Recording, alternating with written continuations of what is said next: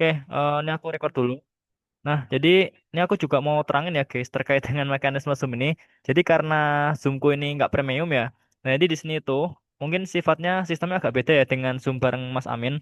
Nah, jadi nanti kalau misalkan ini meetingnya udah 40 menit, kan nanti ada peringatan ya, 10 menit terakhir ya. Terus nanti kalau misal udah mau 1 menit berakhir, nanti aku bakal ingetin ke kalian ya. Nanti kalian bisa langsung out aja dari Zoom ini, terus langsung bisa join pakai link yang sama ya guys. Ingat link yang sama seperti itu. Jadi aku cuman kirim satu link aja yang tadi. Terus nanti kalau misalkan aku ingetkin ke kalian, kalau tinggal 1 menit lagi, aku bakal end Zoom-nya. Terus aku langsung mulai lagi. Kalian langsung join langsung aja ya pakai link yang sama. Oke, dapat dipahamin guys semuanya? Gimana? Terkait dengan mekanisme pelatihan kita? Gimana guys? Kak, Pak. Oke, gimana Zahra? Mau nanya apa?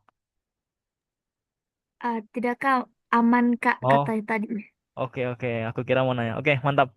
Nah, kalau udah aman mungkin aku langsung lanjut aja ya untuk bahas soal meteorologi. Karena ini sesinya mete ya kalau dari Mas Amin sendiri. Aku share screen dulu ya guys. Ini sebenarnya soal yang aku bahas ini sebenarnya ini soal dan pembahasan materi keseluruhan sih. Cuman di sini aku bakal lebih fokus membahas ke metenya ya kayak gitu. Bentar, aku buka ke mete dulu ya. Kayaknya kurang lebih ada 25 soal mete.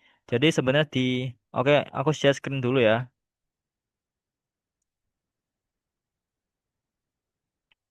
Oke, ini udah kelihatan belum guys share screennya? Gimana udah aman kah?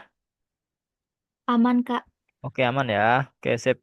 Nah, kalau udah aman, aku lanjut aja. Jadi ini untuk soal dan pembahasan di sini itu keseluruhan bidang ya, guys. Jadi ada 100 soal sebenarnya yang aku buat. Nah, di sini aku lebih bahas ke metenya aja dari nomor 26 sampai nomor 50 ya. Tapi nanti kalau misalkan waktunya lebih atau waktunya sisa, aku bakal bahas soal yang lain juga ya. Terus aku ingetin lagi kalau misal kalian ada materi atau ada soal yang mau dimintain atau mau di request untuk dibahas, bisa langsung dibilang aja ya, bebas aja sesinya di sini kayak kayak gitu ya. Oke, mungkin mulai aja dari nomor 26. Nah, dalam meteorologi kita mengenal istilah kelembaban ya. Tahu ya kelembaban itu apa? Kelembaban itu kan kandungan uap air yang ada di atmosfer ya. Dimana aku yakin kalian pasti udah paham semua terkait dengan komposisi kandungan dari atmosfer itu ada apa aja. Kan ada kayak nitrogen, oksigen, argon, karbon dioksida dan sebagainya. Nah, kalau kelembaban ini lebih berfokus ke kandungan uap air di dalamnya ya. Seperti itu. Nah, jadi sebenarnya kelembaban di meteorologi itu terdapat berbagai macam ya jenisnya. Jadi ada kelembaban absolut, ada kelembaban relatif, ada kelembaban spesifik, dan sebagainya. Jadi di sini tuh untuk soal di sini ditanyain, kelembaban dibagi menjadi beberapa klasifikasi. Nah, salah satunya itu kelembaban absolut atau kelembaban mutlak. Nah, kira-kira kenapa sih alasannya kelembaban mutlak ini jarang digunakan dalam konsep cuaca ya? Nah, sebenarnya kenapa alasannya? Kenapa kelembaban mutlak ini jarang banget digunain? Dan yang paling sering digunakan tuh kelembaban relatif sama kelembaban spesifik ya, guys. Nah, ini kenapa? Karena sesuai dengan namanya, kelembaban absolut itu dia apa ya, mengasumsikan kalau misalkan seiring dengan bertambahnya ketinggian, volume parsial udara itu selalu tetap ya. Nah, yang disebut dengan parsial udara itu apa? Parsial udara itu udara di atmosfer yang dapat mengalami pengembangan dan juga penyusutan ya. Nah, jadi kita mengenal konsep pemuaian dan penyusutan ya. Mungkin kalian dulu mengenal juga ketika kelas SMP ya, mungkin ya di pelajaran IPA ya terkait dengan pemuaian dan penyusutan ya. Nah, jadi kan itu kita bicara terkait dengan benda padat ya. Nah, perlu kalian ketahui untuk media udara itu mereka juga bisa mengalami pemuaian dan juga penyusutan ya sebenarnya. Jadi, terkait dengan ketinggian di sini, nah sebenarnya kan kalian tahu kalau misalkan makin naik ketinggian, maka suhu udara itu akan semakin turun kan, ya enggak? Dimana suhu udara di ketinggian lebih tinggi itu lebih rendah daripada suhu udara di ketinggian permukaan yang lebih rendah seperti itu. Nah, sehingga nantinya seharusnya volume parcel udara itu harusnya nggak selalu tetap ya, nggak selalu tetap volumenya. Nah, yang disebut dengan volume parcel udara itu besarnya parcel udara ya atau kandungan uap air yang masih dapat ditampung oleh parcel udara tersebut. Jadi misalkan ketika dia berada pada ketinggian yang rendah, yaitu volumenya masih cenderung besar ya guys, kayak cenderung luas gini ya volumenya ya. Nah, makin dia naik ketinggian ke atas, maka ukuran volumenya, dia akan semakin kecil. Kenapa? Karena faktor suhu. Perlu kalian ketahui, makin dingin suhunya, maka partikel udara di atmosfer itu akan semakin tipis. Seperti kalau kalian itu ditanyain di soal, nah untuk troposfer di ekuator dan troposfer di kutub itu kenapa terdapat perbedaan ketebalan? Nah itu karena pengaruh suhu. Di ekuator kan suhunya lebih tinggi ya daripada kutub, sehingga troposfer di ekuator itu cenderung lebih tebal, yaitu sampai dengan 16 kilometer ya, dibandingkan dengan kutub yang cuma sampai 8 kilometer kira-kiranya. Nah, sehingga karena itulah untuk gelombang absolut itu dia jarang digunakan dalam konsep MET. Karena kan pengaruh ketinggian itu sangat penting ya untuk perbedaan volume yang terjadi pada partikel udara tersebut kan. Nah, kenapa volume partikel udara di sini itu sangat penting untuk kita? Karena dengan kita mengamati atau memprediksi volume partikel udara, maka kita dapat memperkirakan kira-kira kandungan uap air yang dapat dikandung maksimalnya itu berapa dalam partikel udara ini. Misalnya dalam 1 meter kubik partikel udara di sini ya. Nah, aku katakanlah kandungan uap air maksimumnya itu anggap aja dia aku anggap berapa ya? Enaknya misal dalam 1 kilogram nih, 1 kilogram dan 1 meter kubik nih.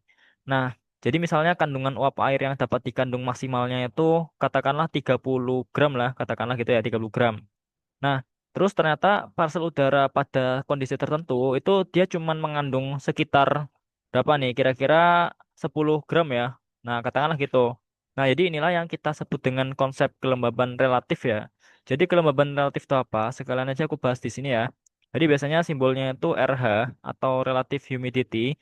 Jadi dia rumusnya kurang lebih kandungan uap air atau massa uap air di ya, aktual ya, aktual dibagi dengan massa uap air jenuh. Nah, dikali dengan 100%. Nah, massa uap aktual itu apa? Massa uap air aktual itu massa uap air yang dikandung oleh udara pada suatu saat tertentu ya, atau pada suatu kondisi tertentu. Misalnya, saat ini kandungan uap airnya itu 20 gram pada jam sekian, tanggal sekian, dan sebagainya. Nah, itu yang kita sebut dengan massa uap aktual atau massa uap sesungguhnya pada kondisi saat tertentu seperti itu. Nah, sementara uap jenuh itu massa uap air maksimal yang dapat dikandung oleh partikel udara tersebut. Nah, katakanlah yang tadi aku gambarkan kotak ini ya. Nah, kotak hitam inilah yang kita sebut dengan massa uap air jenuh. Jadi yang disebut dengan jenuh itu kandungan uap airnya atau kandungan uap udaranya itu dia sangat udah full ya seperti itu. Jadi 30 gram ini itu total uap air yang dapat dikandung oleh partikel udara ini ya. Jadi uap air itu maksimalnya mengandung 30. Berarti kalau di sini ya di kasus yang berbeda itu juga bakalan berbeda. Nah, dengan volume partikel udara yang semakin kecil, misalnya katakanlah tadi aku sebutnya volumenya 1 meter kubik ya. Misalnya volumenya itu 0,5 meter kubik kita kecilin, nanti kandungan uap air yang dapat dikandung maksimalnya itu juga bakalan mengecil guys, mengikuti volume partikel udara tersebut seperti itu. Sehingga volume partikel udara di sini itu sangat penting pengaruhnya terhadap ketinggian. Jadi nggak bisa kita itu anggap kalau misalkan dengan ketinggian yang naik, yaitu volumenya bakalan tetap-tetap aja itu nggak masuk akal ya. Sehingga dengan menggunakan konsep kelembaban mutlak atau absolut, maka peramalan cuaca itu bakalan sering salah ya. Jadi nggak akurat untuk hasil pembacaannya nantinya kayak gitu. Oke lanjut ya. Kalau misal ada yang mau ditanyain, bisa langsung ditanyain aja ya di tengah aku jelasin. Boleh langsung on mic atau bisa juga lewat chat ya. Oke lanjut nomor 27. Nah ini terkait dengan observasi dari meteorologi ya. Jadi alat yang digunakan untuk mencatat kelembaban udara itu apa? Nah, di sini tuh aku mau tekankan ke kalian perbedaan antara mengukur dan juga mencatat ya. Jadi kalau misalkan di soal itu ditanyain alat yang digunakan untuk mengukur, itu belum tentu untuk mencatat juga ya. Tetapi kalau misalkan alat yang digunakan untuk mencatat, otomatis dia itu juga mengukur kan. Nah, yang disebut dengan mencatat itu berarti alatnya itu bekerja secara otomatis ya maksudnya. Jadi alat tersebut tuh dapat mengukur misalnya jam sekian itu kandungan kelembaban udaranya berapa persen, seperti itu. Dan dia itu juga sekaligus mencatat, jadi merecord ada kertas catatannya seperti itu ya. Nah, kalau misalkan alat yang digunakan untuk mengukur tanpa mencatat, berarti kita itu harus membaca hasilnya, kemudian kita mencatatnya secara manual. Jadi bedakan antara alat yang digunakan untuk mengukur dan juga mencatat ya. Nah, jadi kalau alat yang digunakan untuk mencatat biasanya itu diakhiri dengan kata-kata graf ya. Contohnya kalau untuk mencatat temperatur itu termograf, untuk mencatat kelembaban itu hygrograf dan sebagainya. Kalau kayak termometer, hygrometer, chilometer dan sebagainya. Itu mereka cuman mengukur ya. Sementara itu kita harus membaca hasil pengukurannya terlebih dahulu. Kemudian kita catat secara manual seperti itu. Jadi itu bedain antara mengukur dan juga mencatat. Oke, lanjut ke nomor 28. Nah, jika pada suatu lokasi pegunungan, di atas gambar ini ya, suhu udara permukaan itu nilainya 27 derajat Celcius. Nah, kira-kira berapa nilai depresi titik embun pada lokasi tersebut? Nah, sebelum itu aku mau terangin dulu konsep titik embun ya, suhu titik embun. Jadi suhu titik embun itu apa? Suhu titik embun itu dia suhu ketika parsel udara itu membentuk awan ya. Jadi intinya suhu titik embun itu ketinggian atau suhu di mana awan mulai terbentuk. Kenapa awan mulai terbentuk? Karena dia udah mengalami pengembunan atau udah mengalami pembentukan awan. Jadi yang awalnya parsel udaranya itu dia cuman mengambang aja akibat evaporasi, nantinya pada ketinggian tertentu ya, misal ada pada ketinggian ataupun suhu tertentu kan juga berpengaruh ya ketinggian terhadap suhu. Ya, dia itu dapat terbentuk awan. Itulah yang kita sebut dengan eh, suhu titik embun. Jadi suhu atau ketinggian di mana ketinggian dasar awan itu muncul seperti itu.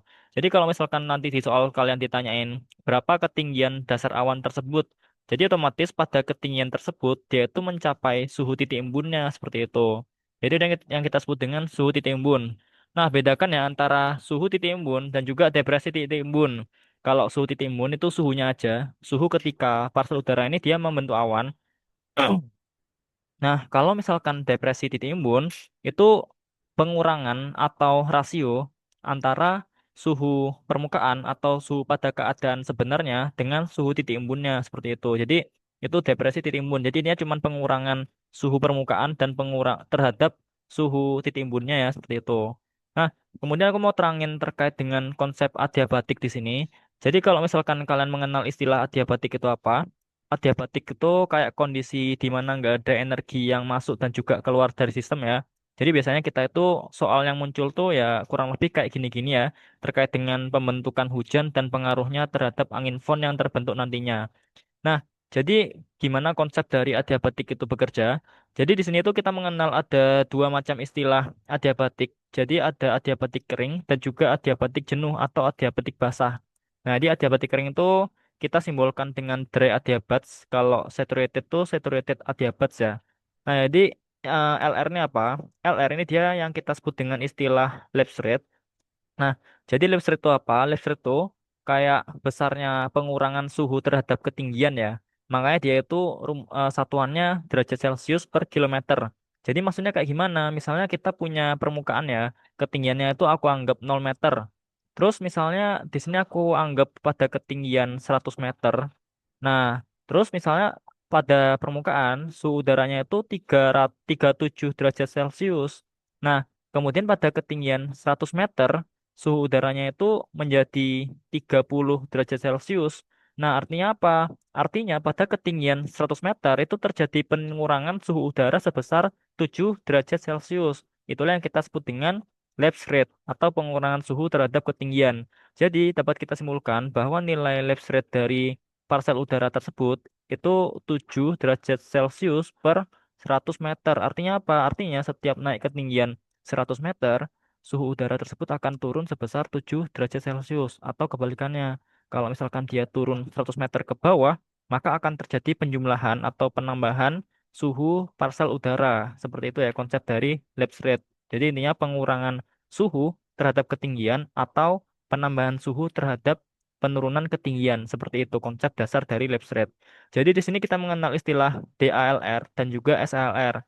Jadi nilai dari lapse rate adiabatik kering yang dimaksud dengan adiabatik kering itu kondisi adiabatik udara di mana udara tersebut masih nggak punya kandungan uap air ya. Intinya dia itu masih belum terbentuk awan. Nah kemudian SALR ini saturated adiabatik sesuai dengan namanya. Saturated itu jenuh ya. Jadi saturated adiabatik itu dia lapse rate itu dia ketika lapse rate ketika suhu parsel udara itu udah mengalami pembentukan awan ya atau udah terbentuk awan yang pada masa udara tersebut seperti itu. Jadi itu yang kita sebut dengan SALR. Jadi di sini itu kalau kalian punya soal ada gambar gunung seperti ini, nah terus diketahui ketinggian di permukaan untuk 0 meter, terus di sini itu pada ketinggian 1.300 meter itu terbentuk awan.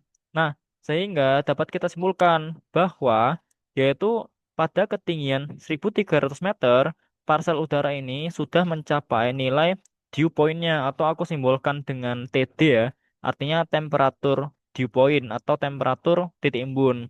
Jadi itu konsep dasarnya. Jadi pada ketinggian 1.300 meter, itu kan mulai terbentuk awan ya. Berarti dapat kita simpulkan bahwa dia itu nilai suhu titik embunnya itu tercapai pada ketinggian 1.300 meter. Nah, sehingga kita perlu cari tahu dulu nih kira-kira besarnya suhu titik embunnya berapa seperti itu. Jadi, kalau misalkan kita itu bahas terkait dengan soal-soal modelan kayak gini, kita harus membagi menjadi dua kondisi ya. Misalnya di sini tuh kita mau mencari nilai suhu udara di puncak gunungnya berapa atau TP ya aku simpulkan temperatur puncak seperti itu. Nah, terus di sini diketahui ketinggian puncak gunungnya itu 2.800 meter. Kira-kira suhu udara pada ketinggian 2.800 ini gimana?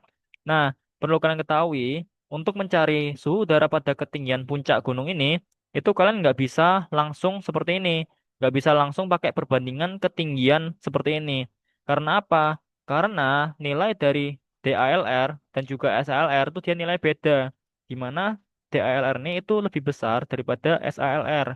Nah, kapan kita memakai DALR? Kapan kita memakai SALR? Nah, kita memakai DALR ketika mulai ketinggian permukaan sampai awan itu dia terbentuk. Nah, kenapa kita pakai dry? Ya karena sesuai dengan namanya ya, mulai permukaan hingga awan terbentuk kan dia udaranya cenderung kering kan. Sehingga kita pakainya itu lapse rate atau tingkat penurunan udara keringnya. Nah, sementara itu mulai ketika dia terbentuk awan sampai dia itu ketinggian puncak gunung, maka kita pakai nilai SALR. Kenapa?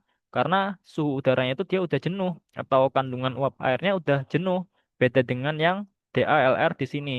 Jadi rumus umum ketika kalian tuh ditanyain soal modelan kayak gini, maka persamaan umumnya itu delta T sama dengan delta D dikali dengan adiabatik. Nah, jadi delta T ini apa? Delta T ini dia besarnya pengurangan suhunya ya atau perbedaan suhu antara ketinggian yang A dengan ketinggian yang B. Nah, kalau delta D ini dia perbedaan ketinggian aja ya, gampang aja. Kalau yang A di sini tuh dia nilai adiabatiknya. Tergantung ketinggiannya kita pakai DALR atau SALR. Tadi udah aku terangin kapan kita pakai DALR, kapan kita pakai SALR. Masih ingat ya? Nah, jadi langsung aja kita hitung.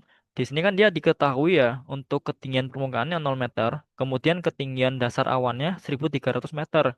Sehingga kita itu ingin menghitung selisih suhu antara ketinggian permukaan sampai dengan ketinggian di mana awan terbentuk ya. Ya nggak? Nah, di mana selisih suhu itu dia suhu yang tinggi dikurangin suhu yang rendah ya.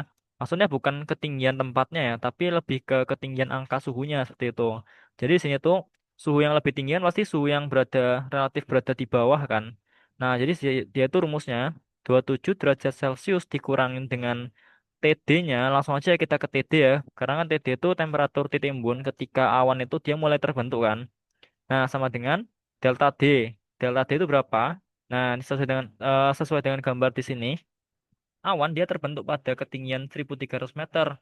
Sehingga 1.300 dikurangi 0, ya udah tetap 1.300 meter ya berarti. Nah, dikali dengan adiabatik.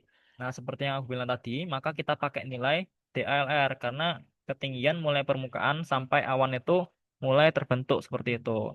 Jadi kita pakai nilai 10 derajat Celcius per kilometer. Atau biar gampang nanti cara hitungnya, kita jadikan per meter aja ya. Jadi nanti 10 derajat Celcius per kilometer ini sama aja kayak per 1.000 meter kan, ya enggak? Nah, sehingga kita mau jadiin 1 derajat Celcius per 100 meter. Nah, ini kan bisa kita coretkan nolnya. Nah, sehingga jadi 1 derajat Celcius per 100 meter ya. Jadi artinya setiap naik 100 meter ketinggian, maka suhunya itu berkurang 1 derajat Celcius. Jadi langsung aja kita masukin nilai 1 derajat Celcius per 100 meter. Seperti ini. Nah, di sini satuannya sama ya, meter ya. Bisa kita coret, coret. Dan juga nolnya 2. Ini coret juga, coret. Nah, sehingga tinggal kita pindah ruas aja ya untuk mencari nilai suhu titik embunnya. Jadi TD sama dengan 27 derajat Celcius dikurangin sama 1013 ya, 13 derajat Celcius. Nah, 27 dikurangin 13 berapa nilainya? Nah, nilainya sekitar 13 derajat sorry. 14 derajat Celcius ya. Nah, jadi dia itu 14 derajat Celcius nilainya. Tapi ingat, ini bukan jawaban akhirnya ya, guys. Nah, ini hati-hati. Ini bukan jawaban akhirnya untuk nilai 14 derajat Celcius di sini. Karena yang ditanya di soal itu nilai depresi titik embun. Jadi bukan nilai suhu titik embun ya. Jadi itu bedanya antara depresi dan suhu titik embun. Nah, gimana cara mencari nilai depresi titik embun? Seperti yang aku bilang tadi, rumusnya itu temperatur ketinggian permukaan dikurangi dengan temperatur titik embun. Jadi ya dia temperatur ketinggian permukaan kan dia 27 derajat Celcius ya. Jadi 27 derajat Celcius dikurangi sama 14 derajat Celcius. Jadi jawabannya itu 13 derajat Celcius. Jadi jawabannya yang B. Itu untuk nilai depresi titik embunnya. Jadi nggak usah bingung ya lain kali kalau ditanyain di soal ya guys. Jadi sesimpel itu. Oh ya, nanti kalau misalkan kalian ada yang mau ditanyain atau kurang paham bisa langsung dibilang aja ya. Oke, lanjut ke nomor 29. Ini masih soal yang sama ya, masih berhubungan dengan soal sebelumnya. Ini aku cantumkan lagi gambarnya biar nggak scroll-scroll ya. Nah, berdasarkan data pada yang sudah ditemukan pada soal sebelumnya, nah data yang sudah ditemukan kan dia nilai suhu titik embunnya kan. Nah, dia itu tadi suhu titik embunnya berapa? 14 derajat Celcius ya ketika awan terbentuk. Nah, maka berapakah suhu udara yang seharusnya tercatat pada puncak gunung tersebut? Seperti yang aku bilang tadi, ketika kalian itu ditanyain berapa suhu puncak udara, suhu puncak gunungnya, itu nggak boleh pakai satu kali perhitungan aja. Kita harus bagi menjadi dua kondisi. Kondisi pertama itu ketika udaranya masih kering. Kondisi kedua itu ketika udaranya itu udah jenuh, udah ada awannya seperti itu. Nggak boleh kita langsung jadiin satu perhitungan ya. Nah, tadi kita udah menemukan nih nilai suhu titik embunnya pada ketinggian 1300 meter. Nah, sehingga kita bisa langsung menghitung nih, berapa sih nilai suhu puncaknya, itu berapa sih gitu. Nah, jadi seperti yang aku bilang tadi, rumus dasarnya itu delta T sama dengan delta T dikali dengan adiabatik ya. Nah, jadi dengan konsep atau kondisi seperti ini, maka kita pakai nilai SALR atau adiabatik jenuh, karena awannya itu udah terbentuk seperti itu. Nah, jadi bisa langsung kita hitung aja delta T itu kan berarti ketinggian yang di bawah dikurangin ketinggian yang di atas ya. Berarti dia 14 derajat Celcius dikurangin dengan TP sama dengan delta H-nya berapa atau delta T-nya. Nah, tinggal dikurangkan aja ya. Dia 2800 dikurangin dengan 1300. Ingat ya, bukan dikurangin nol lagi ya. Karena kita menghitungnya itu acuannya mulai ketinggian 1300 bukan mulai nol lagi. Nah, sehingga tinggal dikurang aja 2800 meter dikurangin 1300 meter. Nah, tinggal dikali dengan nilai SALR-nya yaitu tadi seperti yang aku bilang tadi kan dia nilainya 6,5 derajat Celcius per 1 kilometer kan, ya enggak? Sehingga kita langsung jadikan ke meter aja ya. Jadi dia sama aja kayak 6,5 per 1000 meter. Nah, atau dengan kata lain, ini komanya bisa kita mundurkan ke belakang ya. Jadi dia jadi 0,65. Nah, dan nol di bawah dia dicoret. Jadi dia 0,65 derajat Celcius per 100 meter. Jadi dengan kata lain, setiap naik ketinggian 100 meter, dia itu suhunya berkurang 0,65 derajat Celcius. Jadi langsung aja dikalikan ya. 0,65 derajat Celcius per 100 meter. Nah, jadi 2800 dikurangin 1300 berapa guys hasilnya? 1500 ya. Ini udah ada jawabannya. Jadi tinggal dikurangkan aja. Jadi 14 derajat Celcius di sini dikurangin dengan temperatur puncaknya itu sama dengan 1500 dikali dengan ini nilai SALR tadi. Jadi 0 di sini bisa kita coret aja. Ini dicoret, dicoret. Nah, kemudian meter di sini itu bisa dicoret ya. Dicoret juga. Jadi nanti tinggal 0,65 dikali dengan 15 ya. Jadi dia itu nanti bisa dipindah ruas aja untuk mencari temperatur puncaknya. Jadi nanti 14 derajat Celcius dikurangi sama 9,75. Jawabannya itu 4,25 derajat Celcius ya. Jadi cara jawabnya kurang lebih seperti itu guys. Oke, bisa dipahamin kan ya? Oke, lanjut ke soal berikutnya. Nah, ini udah bukan soal hitung-hitungan. Jadi ini soal terkait dengan konsep angin fon ya. Jadi angin fon itu apa? Angin fon itu angin yang bertiup di sisi balik pegunungan ya. Jadi di mana itu ada pegunungan yang tinggi, maka pasti di sisi baliknya itu pasti ada angin fon yang bertiup ke wilayah perumahan ya. Di wilayah atau entah itu perumahan ataupun wilayah-wilayah hutan dan sebagainya. Intinya dia yang terletak di balik pegunungan atau terletak di sisi lee side-nya ya, bukan di windward-nya seperti itu. Jadi di sini tuh konsepnya angin kan itu udara yang bergerak secara horizontal ya. Sehingga ketika dia itu ada gangguan pada suatu ketinggian tertentu, makanya dia bergeraknya seperti ini kan. Nah, sehingga ketika dia itu ada suatu gunung ya, nah dia bakalan mengganggu ya, mengganggu dari pergerakan angin ini. Sehingga mau nggak mau anginnya itu akan dibelokkan atau dinaikkan ke atas seperti itu. Sehingga kan kalian udah tahu juga kalau misalkan syarat terbentuknya awan itu harus ada pergerakan udara ke atas, itu salah satunya. Sehingga dengan adanya pergerakan udara ke atas, maka suhunya dapat berkurang hingga mencapai suatu suhu yang kita sebut dengan suhu titik embun ketika awan udah mulai terbentuk seperti itu. Nah, sehingga nantinya di sini itu karena udara yang awalnya mengandung beberapa gram uap air, nah dia itu dipaksa untuk mengeluarkan uap airnya dalam bentuk awan dan hujan di sini, guys. Sehingga sisa dari angin yang dia itu bertiup setelah terjadi hujan di sisi balik sini, dia itu akan menjadi sisa keringnya ya, guys. Jadi ya karena uap air di sini kandungannya itu udah banyak diserap atau udah banyak diperas ya di sisi windwardnya yang nanti akan menghasilkan angin fon yang sifatnya itu panas dan juga kering ya. Seperti itu konsep dasarnya. Oke. Oke, lanjut ke nomor 31. Mekanisme pembentukan hujan dapat diklasifikasikan menjadi dua. Salah satunya yaitu mekanisme tumbukan dan tangkapan. Pernyataan di bawah ini yang benar mengenai tumbukan dan tangkapan itu apa? Nah, ini sebenarnya mekanisme pembentukan hujan itu ada dua ya. Jadi ada tumbukan dan tangkapan, ada juga background foundation ya. Jadi mekanisme pembentukan awan di sini itu dia dibedakan berdasarkan dia itu di awan hangat atau awan dingin atau produk presipitasinya atau produk hujannya itu dalam bentuk air atau dalam bentuk kristal es. Nah, kalau misalkan produk hujannya itu dalam bentuk uap air, dalam bentuk air, maka dia tuh kita menggunakan teori kolisi dan kolesen atau tumbukan dan tangkapan.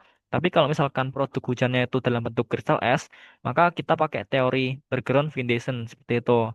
Jadi sebenarnya teori tumbukan dan tangkapan ini terjadi karena apa? Jadi kan kalian tahu ya kalau misalkan awan itu dia mengeluarkan hujan atau mengalami presipitasi, pasti kan droplet atau butiran air yang diturunkan itu pasti memiliki ukuran butir yang berbeda kan. Ada yang memiliki ukuran butir besar, ada juga yang memiliki ukuran butir kecil-kecil seperti ini. Nah, jadi sesuai dengan prinsip gravitasi, maka untuk ukuran butir yang cenderung besar, maka dia akan memiliki massa yang lebih besar ya. Dan semakin besar massanya, dia akan lebih cepat untuk jatuh seperti itu. Sehingga nantinya, misalnya untuk yang kecil-kecil baru sampai sini, nanti yang besar-besarnya akan menyalip nih. Yang besar sini akan menyalip. Nah, di mana ketika dia itu menyalip butiran kecilnya dan dia itu menabrak ya, menabrak butiran-butiran yang kecil di sini, maka nantinya kalian akan menemukan terjadinya tumbukan dan tangkapan ya. Jadi yang disebut dengan tumbukan itu apa? Jadi sama ketika kalian tuh kayak menyipratkan air satu dengan yang lainnya ya. Jadi ketika ada pertemuan antara butiran yang besar dan kecil, maka mereka akan saling menumbuk dulu ya. Nah, setelah mereka saling menumbuk hingga terjadi percikan-percikan air yang lebih kecil, maka nantinya untuk yang material besar di sini itu akan menangkap nih. Yang disebut dengan menangkap tuh mereka berdua akan bergabung ya. Nah, karena terjadi penggabungan atau penangkapan tersebut, maka nantinya untuk ukuran butir yang besar ini akan menjadi lebih besar lagi. Karena udah bergabung dengan butiran-butiran yang ukurannya lebih kecil seperti itu dan terbentuklah butiran hujan yang diameternya kurang lebih 0,5 milimeter seperti ini. Jadi itu terdapat ketidakseragaman atau terdapat perbedaan ukuran dropletnya atau ukuran titik hujannya seperti itu. Nah, kalau teori background foundation itu kayak gimana? Nah, jadi kalau teori background foundation itu berbeda ya konsepnya. Dia udah nggak pakai konsep gravitasi lagi, tapi dia pakai konsep yang kita sebut dengan nilai tekanan uap. Nah, hubungannya apa dengan tekanan uap? Jadi di sini itu kita membandingkan antara kristal es dan juga uap air dan juga air dalam kondisi cair ya. Jadi misalnya kita punya kristal es bentuknya bintang kayak gini ya. Nah, terus kita punya butiran air nih. Dia bentuknya ya biasa ya kayak bentukan tetes air di sini. Nah, jadi di sini itu kita mengenal istilah tekanan uap. Perbedaan tekanan uap antara air dalam bentuk cair dengan tekanan uap dari es. Jadi perlu kalian perhatikan, kalau misalkan nilai TU atau tekanan uap dari air itu dia lebih besar daripada tekanan uap dari es. Itu yang perlu kalian catat ya. Tekanan uap dari air itu dia lebih besar daripada tekanan uap dari es. Nah, sehingga dengan adanya ketidakseragaman tekanan uap di sini, maka nantinya molekul-molekul H2O atau molekul uap air yang dikandung di dalam air di sini, itu lama-lama akan bergerak ya. akan bergerak dari tekanan uap yang lebih tinggi menuju tekanan uap yang lebih rendah. Sehingga molekul-molekul uap air yang awalnya menyusun butiran air di sini, maka nanti H2O, H2O, H2O-nya itu banyak yang pergi ke kristal esnya. Kenapa? Karena dia akan bergerak menuju ke tekanan uap yang lebih rendah, sama kayak angin ya. Kan angin pergerakannya dari tekanan tinggi ke tekanan rendah ya kan? Sama kayak molekul air di sini, dia itu juga bergerak dari tekanan uap yang lebih tinggi menuju tekanan uap yang lebih rendah.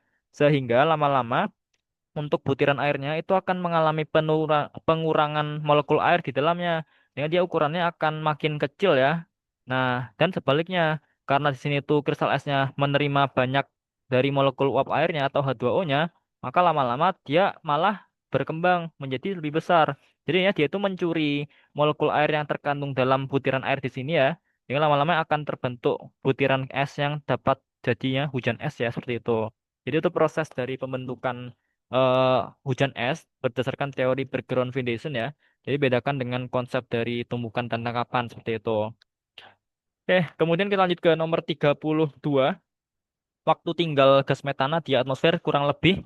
Nah, yang disebut dengan waktu tinggal itu apa? Waktu tinggal itu kayak waktu yang diperlukan oleh suatu gas atau oleh suatu unsur untuk masuk, kemudian keluar dari suatu atmosfer bumi ya.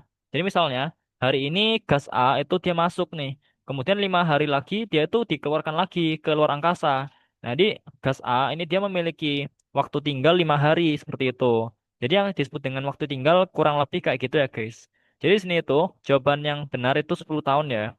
Jadi di sini itu untuk waktu tinggalnya 10 hari ini waktu tinggal dari uap air ya atau H2O.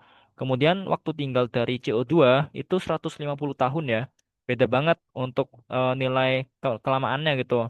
Nah sehingga kan secara persentase atau secara proporsi kandungan di atmosfer kan kalian tahu ya kalau misalkan uap air itu kandungannya itu totalnya sekitar 0,25% dari total massa atmosfer kan. Itu untuk uap air. Nah, sementara itu untuk CO2 itu dia jauh lebih kecil ya. Dia cuma 0,036% ya atau 36 ppm. Nah, ini jauh lebih kecil daripada kandungan uap air di atmosfer.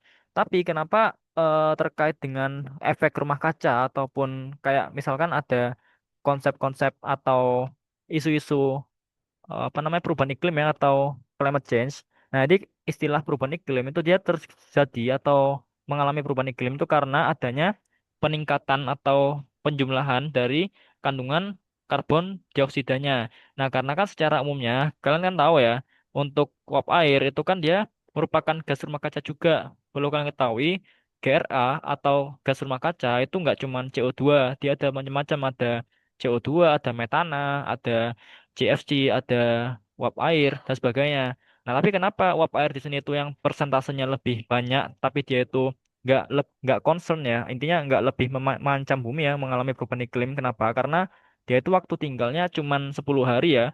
Jadi uap air yang hari ini masuk 10 hari lagi kurang lebih itu akan keluar. Jadi dia itu nggak akan berdampak banyak ya terhadap pemasokan atau terhadap gas rumah kaca yang tertimbun di atmosfer bumi seperti itu. Beda dengan CO2, meskipun dia itu persentasenya itu cenderung secara rata-rata cenderung jauh lebih kecil daripada CO2, daripada H2O. Nah, karena dia itu memiliki waktu tinggal yang cenderung lama, yaitu jauh lebih lama ya, 150 tahun, maka dia itu akan mengancam lebih banyak ya untuk menyumbang persentase gas rumah kaca yang ada di atmosfer. Karena misalnya untuk CO2 yang masuk hari ini itu dia akan keluar lagi ke kira-kira sekitar 150 tahun lagi. Nah, dan kalian tahu juga kan, nggak mungkin kan sehari itu cuma sekali aja masuknya. Bahkan untuk inputnya itu akan lebih jauh lebih banyak daripada outputnya. Jadi yang masuk atau yang dihasilkan itu jauh lebih banyak daripada yang dikeluarkan dari atmosfer. Sehingga untuk potensi yang paling mengancam dari gas rumah kaca itu merupakan CO2 sejauh ini seperti itu. Jadi itu konsepnya ya, hubungan dari waktu tinggal dengan ancaman yang terjadi terhadap climate change atau perubahan iklim seperti itu. Dan konsep dari efek dari gas rumah kaca terhadap perubahan iklim itu apa sih ya? Jadi kan kalian tahu ya, gas rumah kaca itu gas-gas yang terperangkap lah. Yang ini dia itu kayak mengambang ini ya di atmosfer bumi dan dia itu nggak mau keluar. Kayak CO2 nih, dia itu keluarnya setelah 150 tahun. Nah, jadi ketika di sini itu ada permukaan bumi nih katakanlah. Jadi misalnya Di sini kan kalian tahu ya, kalau misalkan bumi itu kan dia pada siang harinya menerima sinar matahari kan dalam bentuk radiasi gelombang pendek kan atau radiasi UV.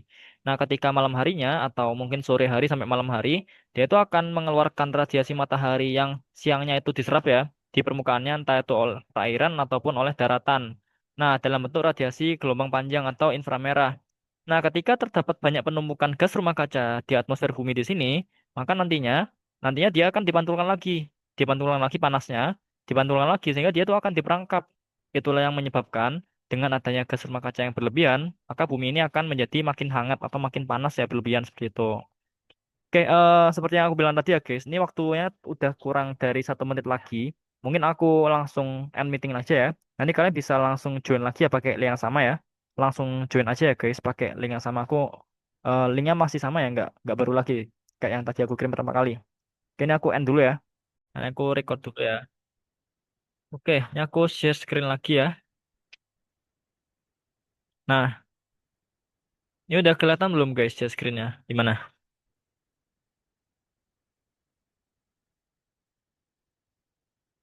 Aman kah? Udah, Kak. Oke, Aman, Kak. mantap. Oke, sip. Kalau aman aku lanjut. Nah, jadi itu ya untuk konsep dari gas rumah kaca. Jadi konsepnya gitu. Jadi sebenarnya gas rumah kaca itu dia juga memiliki peran terhadap bumi. Nah, tetapi kalau dia itu berlebihan jumlahnya, kan yang berlebihan itu juga nggak baik ya. Jadi dia itu nantinya juga bakalan memerangkap panas makin banyak baik di permukaan bumi. Yang nantinya bumi kita itu akan mengalami global warming atau pemanasan global seperti itu. Dan global warming di sini itu dapat menyebabkan terjadinya perubahan iklim ya, seperti itu. Nah, jadi ini untuk konsep soal nomor 33 kita lanjut ya. Nah, di sini itu terdapat suatu tutupan awan pada suatu daerah ya. Nah, dia itu untuk namanya tergolong broken, maka tutupan awan yang paling memungkinkan di pulau tersebut itu dia apa? Nah, di sini itu untuk tutupan awan, kan kalian mungkin mengenalnya itu dalam satuan per 8 ya, mungkin ya. Jadi dari 0/8 itu masih cerah, kemudian 8/8 dia udah tertutup awan seluruhnya langitnya. Nah, jadi di sini itu untuk pembagian tutupan awan mulai dari 0 sampai 8/8 itu mereka juga memiliki penamaan ya, guys. Jadi untuk ketutupan awan nol seperti dengan konsepnya dia itu sky clear atau langitnya itu dia cerah, nggak ada awannya sama sekali. Nah, kalau misalkan tutupan awannya 1 sampai 2 yaitu few clouds atau ada awan beberapa ya, kan artinya few itu dia dikit ya. Nah, kalau udah 3 sampai dengan 4-nya, maka dia scattered atau udah terbentuk hamburan-hamburan awannya makin luas. Nah, kemudian mulai dari 5 sampai dengan 7 yaitu udah broken ya. Yang dimaksud dengan broken di sini itu langitnya itu udah cenderung mulai gelap ya, di mana visibilitas kalian tuh udah mulai berkurang untuk penampakannya seperti kalian mengamati benda yang jauh itu udah nggak bisa kelihatan karena visibilitasnya berkurang seperti itu.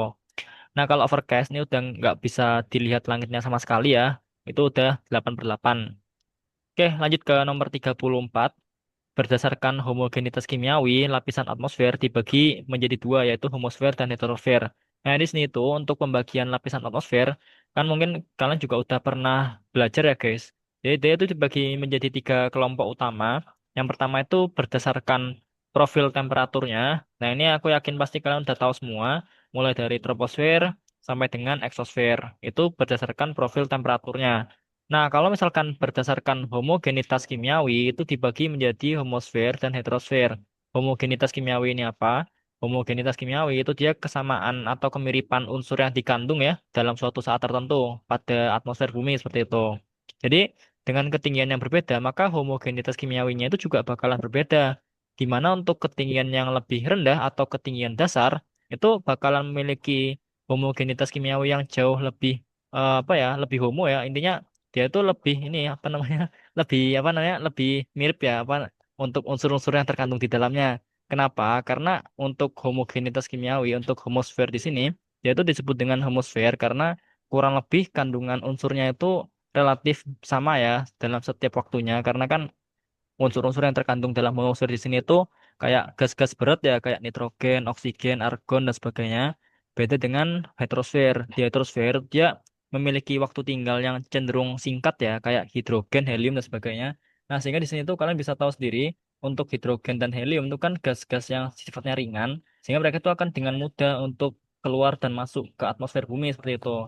Dengan nantinya dia dibagi menjadi homosfer dan heterosfer ya berdasarkan kandungan unsurnya. Kenapa heterosfer itu dibilang dengan hetero? Karena dalam waktu yang berbeda juga kandungan hidrogen dan helium tersebut karena saking ringannya mereka kan akan saling bergantian masuk dan keluarnya seperti itu.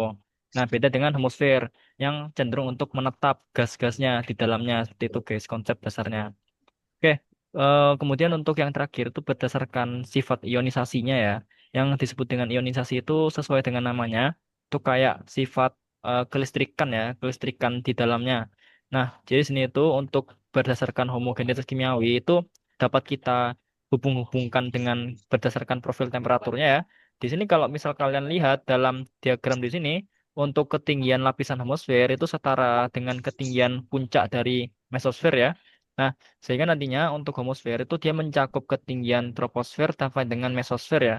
Beda dengan yang heterosfer, dia itu mencakup ketinggian termosfer saja seperti itu. Nah, kemudian kita lanjut ke soal nomor 35 yang masih berhubungan ya. Ini yang tadi udah aku sempat mention. Nah, ini lapisan berdasarkan sifat ionisasinya atau kandungan ion-ion atau interaksi antara ion yang satu dengan ion yang lain dalam suatu unsur ya, dalam atmosfer.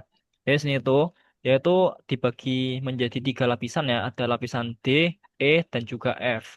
Nah, ini dibagi berdasarkan sifat penyerapan terhadap atmosfernya ya. Nah, kenapa lapisan D ini dia ketika malam hari hilang? Karena lapisan D ini panjang gelombangnya itu relatif pendek. Kalian bayangin aja kalau misalkan panjang gelombangnya pendek, maka ketika dia itu pada kondisi tertentu, dia diserap dengan kondisi atau intensitas penyerapan yang sama dengan intensitas penyerapan dengan lapisan yang lainnya, maka akan cenderung untuk lebih cepat habis kan untuk kandungan apa namanya penyerapannya seperti itu. Sehingga karena D di sini itu dia paling pendek, maka dia itu nantinya akan cenderung untuk habis ya ketika malam harinya. Jadi ketika malam hari itu kita nggak bisa mengamati lapisan D lagi karena dia itu udah hilang. Karena penyerapannya itu sudah menyebabkan panjangnya atau panjang gelombangnya itu dia habis ya seperti itu. Nah, beda dengan untuk lapisan E dan juga lapisan F ya. Nah, kalau E dan F itu kan panjangnya jauh lebih panjang ya dibandingkan lapisan D. Sehingga di sini itu bisa kalian amati kalau untuk lapisan E di sini, dia itu pada saat malam hari itu masih ada, tetapi untuk intensitasnya cenderung lebih berkurang ya. Kalian bandingin aja untuk kondisi siang dan malam hari pada lapisan E di sini. Ya kan awalnya full di sini ya merah-merahnya. Kemudian ketika malam hari ini sebagian atau setengahnya udah gelap kan. Nah, di mana itu mengindikasikan intensitasnya itu berkurang. Nah, kalau lapisan F, yaitu hanya beberapa saja yang diserap dari total panjang gelombangnya. Karena kan dia panjang gelombangnya lebih panjang ya daripada lapisan yang lain seperti itu. Sehingga nantinya, yaitu ketika malam hari, dia masih ada dan masih terlihat kuat seperti itu. Jadi sini tuh ada penamaan lainnya ya untuk lapisan E dan juga F. Ini ada Canelli Heaviside dan juga Appleton Layer. Jadi mungkin bisa dihafalkan juga ya istilahnya. Mana tahu nanti suatu saat muncul ya. Oke, lanjut ke nomor 36.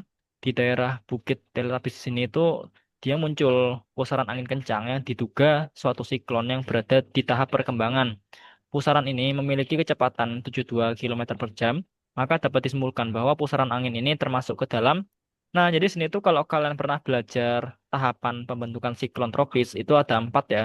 Jadi dari yang paling rendah tahapannya itu ada gangguan tropis atau tropical disturbance. Kemudian lebih lanjut lagi dia menjadi tropical depression, kemudian badai tropis atau tropical storm. Kemudian ada tropical cyclone atau siklon tropis.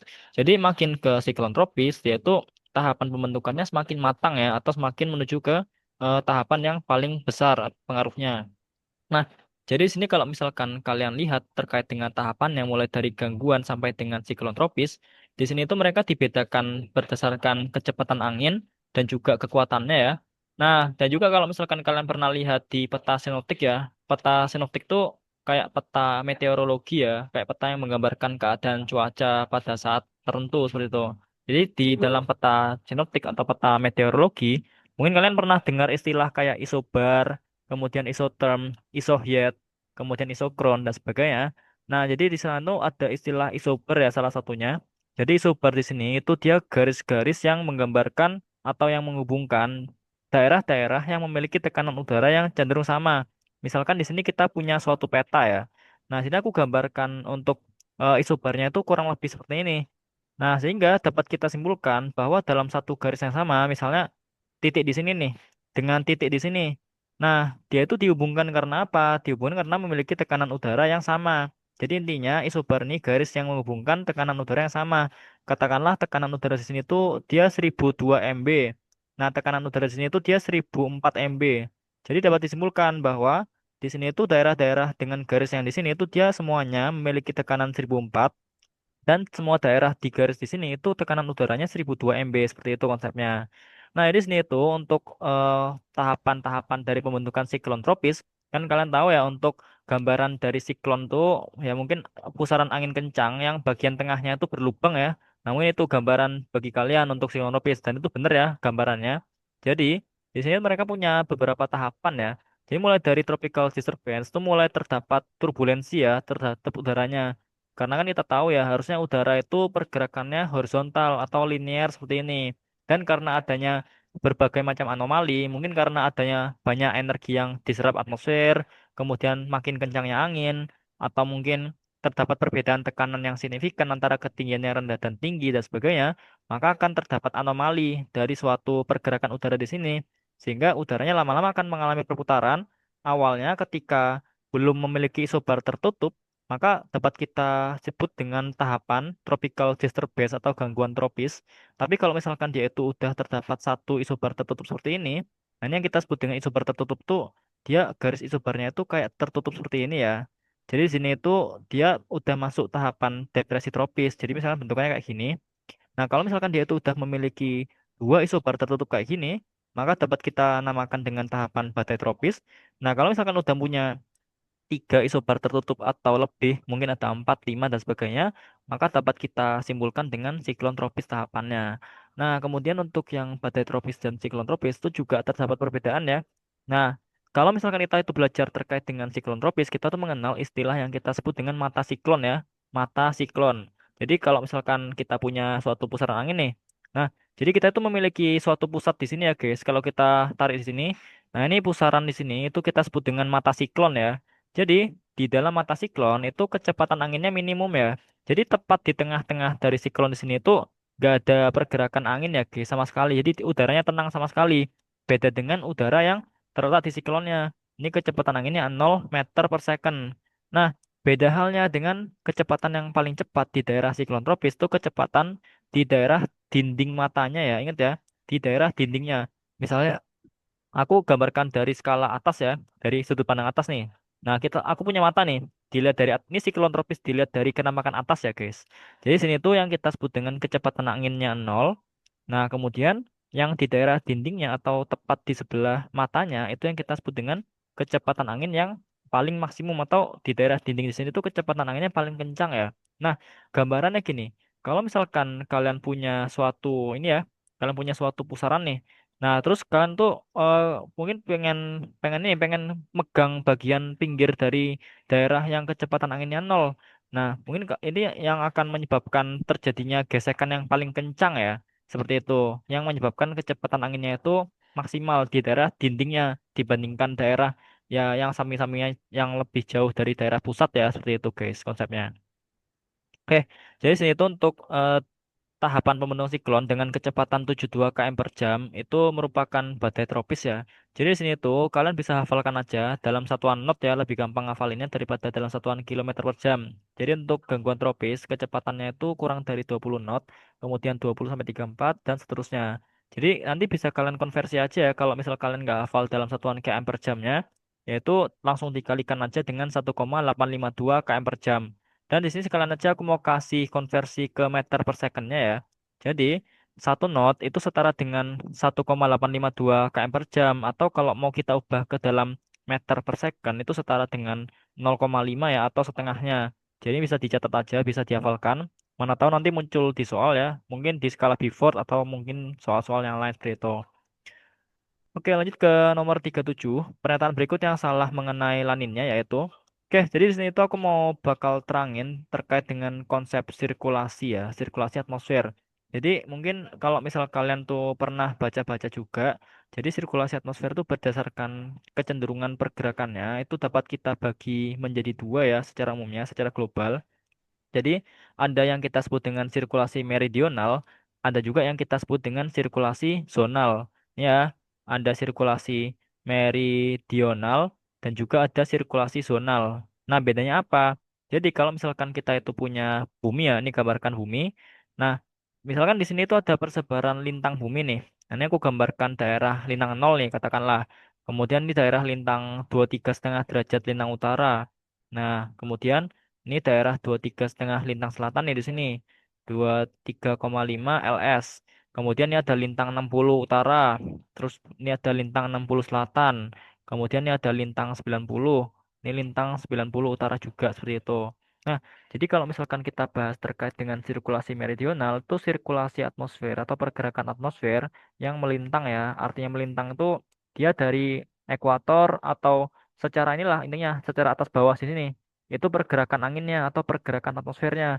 Nah, pergerakannya itu tergantung apa? Pergerakannya itu tergantung dari perbedaan nilai tekanan udara antara dua wilayah. Jadi kalau misalkan kalian belajar terkait dengan sirkulasi atmosfer, nanti kalian bisa gambarkan aja untuk nilai tekanan udara mulai dari ekuator sampai dengan di kutub ya. Gampangannya gini, biar kalian nanti gak kebalik. Jadi intinya di daerah ekuator, tekanan udara itu dia cenderung paling rendah. Kenapa? Karena di ekuator itu sinar matahari itu sepanjang tahunnya menyinari ya. Jadi makin secara lateral ya, di sini aku bahasnya. Jadi kan kalian tahu ya kalau secara vertikal ya, secara vertikal nilai suhu udara itu dan tekanan udara itu sama-sama berkurang kan terhadap ketinggiannya. Jadi suhu udara rendah, tekanannya juga rendah secara vertikal. Nah, tapi kalau kita tinjau secara lateral atau secara horizontal, maka nilai suhu udara dan juga tekanan udara itu akan berbanding terbalik. Di mana untuk daerah yang panas atau suhu udaranya tinggi, maka tekanan udaranya akan cenderung rendah. Nah, melainkan untuk daerah yang suhu udaranya cenderung untuk lebih rendah atau dingin, maka tekanan udaranya akan tinggi. Kenapa? Karena hal itu berhubungan ya, berhubungan dengan kerapatan massa udaranya.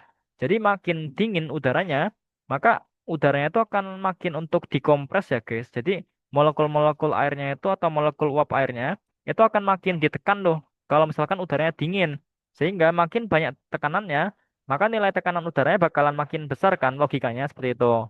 Nah, beda halnya dengan udara yang panas. Udara yang panas tuh molekul udaranya cenderung untuk berjauhan. Kenapa? Karena kompresinya atau kompresibilitasnya itu cenderung rendah.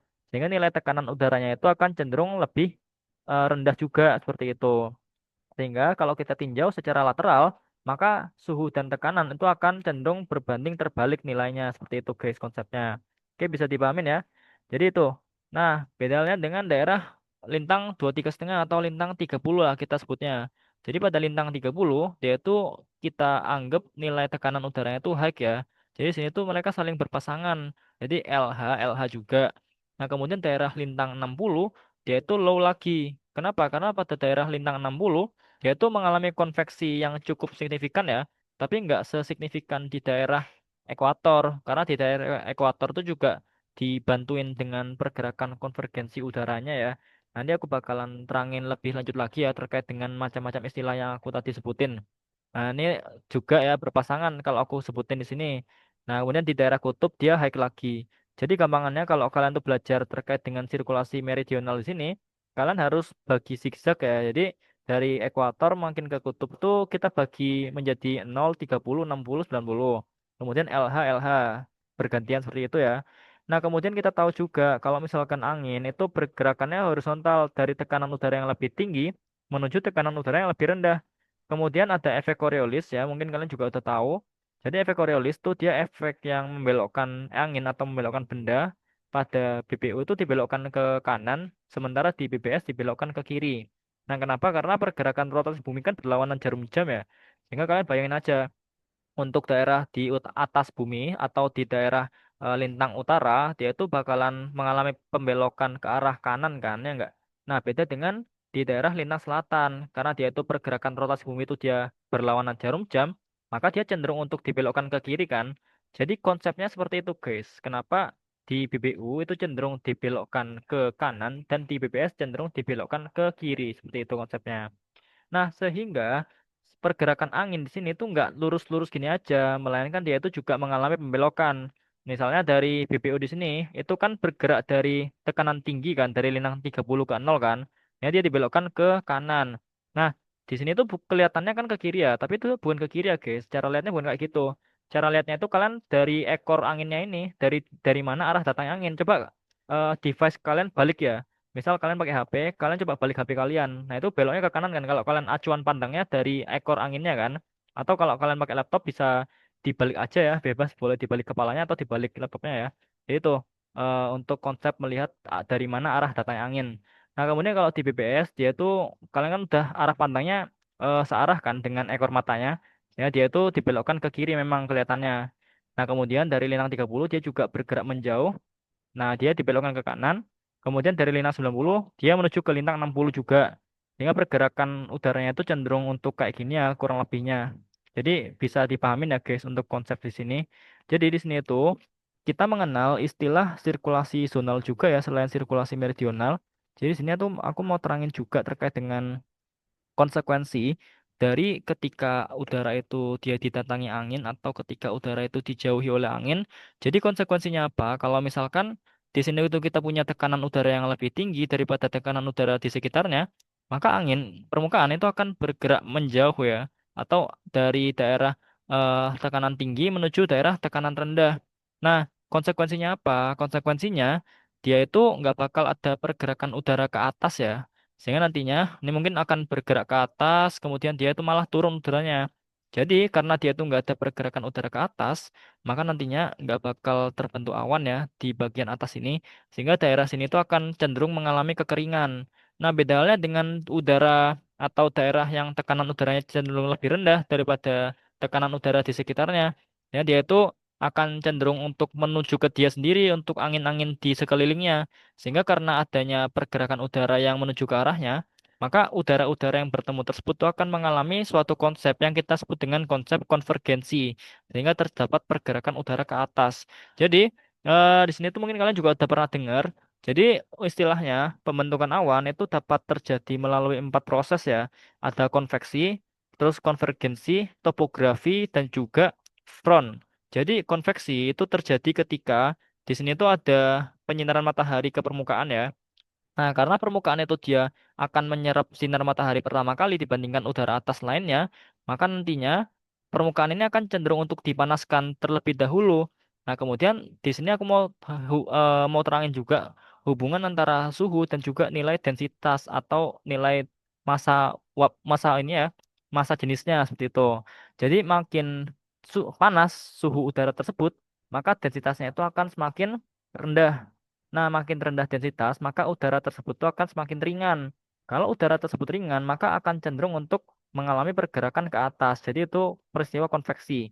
Nah, kalau misalkan konsep yang topografi itu apa? Karena terdapat perbedaan ketinggian ya. Tadi udah aku terangin juga terkait dengan pembentukan angin fon ya. Jadi dia topografi itu efek ketika ada pegunungan, kemudian pegunungan tersebut tuh menghalangi pergerakan angin tersebut. Nah, kalau front itu nanti bakalan kita bahas lebih lanjut lagi ya. Nah, itu ada front panas, ada front dingin, dan sebagainya. Tapi Indonesia tenang aja, nggak bakal ada angin front ya. Nggak bakal ada pergerakan front. Karena apa? Karena di sini kalau kalian mengenal ya, ada 3 istilah sel sirkulasi. Ada sirkulasi Hadley, ya. Sirkulasi Hadley itu di daerah lintang ini Hadley. Nah, kemudian daerah mulai lintang 30 sampai 60 ini dia sel Ferrel, kemudian daerah 60 sampai 90 ini dia sel polar. Nah, demikian pula juga untuk lintang selatan sama ya, konsepnya dengan lintang utara yang aku bahas. Jadi sini itu kalau kalian amati di daerah ekuator itu kan terjadi pertemuan dua massa udara kan dari utara dan dari selatan kan. Nah, dan juga kedua udara yang datang tersebut itu juga memiliki sifat yang sama kan. Kenapa sifatnya sama? Karena dia itu muncul atau diembuskan dari daerah yang sama juga, yaitu dari lintang 30. Nah, jadi konsep front itu pertemuan antara dua massa udara yang berbeda. Yang kita sebut dengan dua massa udara berbeda itu bukan cuman dua udara yang berbeda ya, tapi massa udara yang berbeda. Bedanya apa? Bedanya itu dari suhunya. Kalian bandingin nih, untuk dari lintang 30 di sini dan dari lintang 90. Coba kalian lihat nih, untuk lintang 60 guys. Nah, lintang 60 ini kan terdapat pertemuan udara dari lintang 30 dan lintang 90 kan ya nggak? Sehingga lintang 30 kan sifat udaranya panas kan? Ya nggak? Dan lintang 90 itu sifat udaranya dingin. Paham nggak sampai sini? Jadi kalau misalkan ada pertemuan antara massa udara panas dari lintang 30 dan juga dari lintang 90 menuju ke lintang 60, maka nanti akan terbentuk yang namanya front. Ya, Jadi itu konsep dari front ketika ada dua massa udara yang berbeda suhu dan karakteristik yang saling bertemu. Nah, oleh karena itu Indonesia itu nggak bisa mengalami front karena udaranya itu terdapat pertemuan antara udara yang sama sumbernya, yaitu sama-sama dari lintang 30. Cuman berbeda letak lintang aja ya, tapi karakteristiknya kurang lebih sama seperti itu guys konsepnya. Oke, sehingga di sini itu karena terdapat pertemuan udara maka akan terbentuk awan ya di atas ekuator. Demikian pula di daerah lintang 60 itu juga bakalan terbentuk awan. Tapi karakteristik awan yang terbentuk itu dia berbeda. Kalau di daerah ekuator, awan yang terbentuk itu cenderung awan-awan hangat. Beda dengan yang awan yang terbentuk di lintang 60 itu cenderung awan-awan dingin melalui mekanisme background foundation yang udah aku terangin tadi ya guys. Jadi itu konsep perbedaan antara awan yang terbentuk di daerah ekuator dengan awan yang terbentuk di daerah lintang 60 seperti itu. Oke, jadi di sini tuh itu untuk kurang lebih sirkulasi meridional. Nah, aku bakalan terangin lagi terkait dengan sirkulasi zonal. Jadi, sirkulasi zonal tuh kebalikan dari meridional ya. Kalau meridional tuh secara meridian atau secara lintang. Nah, kalau zonal itu pergerakan massa udara atau pergerakan udara secara membujur ya. Nah, kan kalian tahu ya bedanya lintang dan bujur kan. Kalau lintang kan dia secara atas bawah gini kan. Kalau bujur dia secara barat timur seperti itu. Kalau lintang kan utara selatan, kalau bujur barat dan timur. Nah, jadi secara pergerakan lateral atau secara pergerakan membujur, kita tuh mengenal istilah yang kita sebut dengan sirkulasi zonal. Nah, kalau di sirkulasi meridional kita mengenal tiga sel sirkulasi yaitu Hadley, Farrell, dan juga polar. Kalau di sirkulasi zonal kita itu mengenal sirkulasi khusus yang kita sebut dengan istilah sirkulasi Walker. Nah, jadi sirkulasi Walker ini apa? Sirkulasi Walker ini sirkulasi atmosfer yang terjadi karena perbedaan nilai suhu udara antara wilayah yang satu dengan wilayah yang lain, sehingga perbedaan suhu udara tersebut akan menimbulkan perbedaan tekanan udara. Karena tadi udah aku bahas juga secara lateral atau secara horizontal, temperatur udara itu akan berbanding terbalik dengan nilai tekanannya, di mana temperatur yang tinggi akan tekanannya rendah dan sebaliknya seperti itu. Sehingga nanti sirkulasi zonal atau Walker di sini, nah ini kita istilah yang kita kenal nih istilahnya ENSO ya. Jadi ENSO ini apa? ENSO ini El Nino Southern Oscillation ya. Jadi osilasi atau sirkulasi dari bagian selatan itu. Jadi kalau kalian mengenal istilah El Nino dan La Niña, itu nanti terjadi pada daerah Samudra Pasifik ya lebih tepatnya. Ini aku gambarkan wilayah Asia ya. Ini ada wilayah Indonesianya. Nah, kemudian ini ada wilayah Amerika ya, Amerika Utara dan Amerika Selatan. Nah, jadi ini Samudra Pasifik ya, aku gambarkan Samudra Pasifik nih. Nah, jadi di sini itu lebih tepatnya sirkulasi Volcker ini terjadi pada daerah ekuator ya, bagian Samudra Pasifik atau Samudra Pasifik bagian ekuator seperti itu. Jadi, kenapa terdapat perbedaan nilai tekanan udara? Ya, karena ada perbedaan nilai suhu udara. Seperti itu. Jadi, di sini itu kalau secara pergerakan membujur ya. Nah, di sini itu kalian mengenal istilah El Nino dan juga La Niña ya. Jadi, pada kondisi normal nih, aku gambarkan tiga kondisi ya. Yang pertama, pada kondisi normal. Nah, normalnya suhu permukaan laut, ini aku gambarkan yang kiri ini daerah Indonesia ya. Atau kalau di soal itu sebutannya Pasifik Barat. Kenapa? Karena Indonesia dan Asia di sini itu letaknya di Samudra Pasifik bagian barat kan. Dan untuk Amerika di sini itu sebutannya Pasifik Timur karena berada relatif di daerah timur Pasifiknya. Nah, jadi untuk kalau aku anggap Indonesia berarti dia sepasifik barat ya. Kalau aku bilangnya Peru itu yang terletak di daerah Amerika Tengah ya guys kayak gitu. Jadi itu dia Pasifik Timurnya seperti itu. Jadi antara Indonesia dan juga Peru itu terdapat perbedaan karakteristik perairannya ya. Nah, di mana secara horizontal, secara kondisi normal, perairan atau suhu perairan ataupun suhu atmosfer di daerah Indonesia itu cenderung lebih hangat ya guys daripada suhu udara di Peru. Karena suhu udara di Indonesia itu dia lebih hangat, maka otomatis tekanan udaranya akan gimana? Tekanan udaranya akan cenderung lebih rendah kan ya enggak? Nah, ini aku simbolkan dengan L atau low. Nah, beda dengan Peru karena dia suhu perairan dan atmosfernya jauh lebih dingin, maka nantinya dia tekanannya akan lebih tinggi atau high seperti itu. Jadi kalau aku gambarkan L dan low itu bukan indikasi dari suhunya ya, tapi indikasi dari nilai tekanannya seperti itu. Jadi di sini itu tekanan udara itu akan angin itu akan bergerak dari tekanan yang lebih tinggi menuju tekanan yang lebih rendah sehingga di sini tuh anginnya akan bergerak dari Peru menuju ke wilayah Indonesia.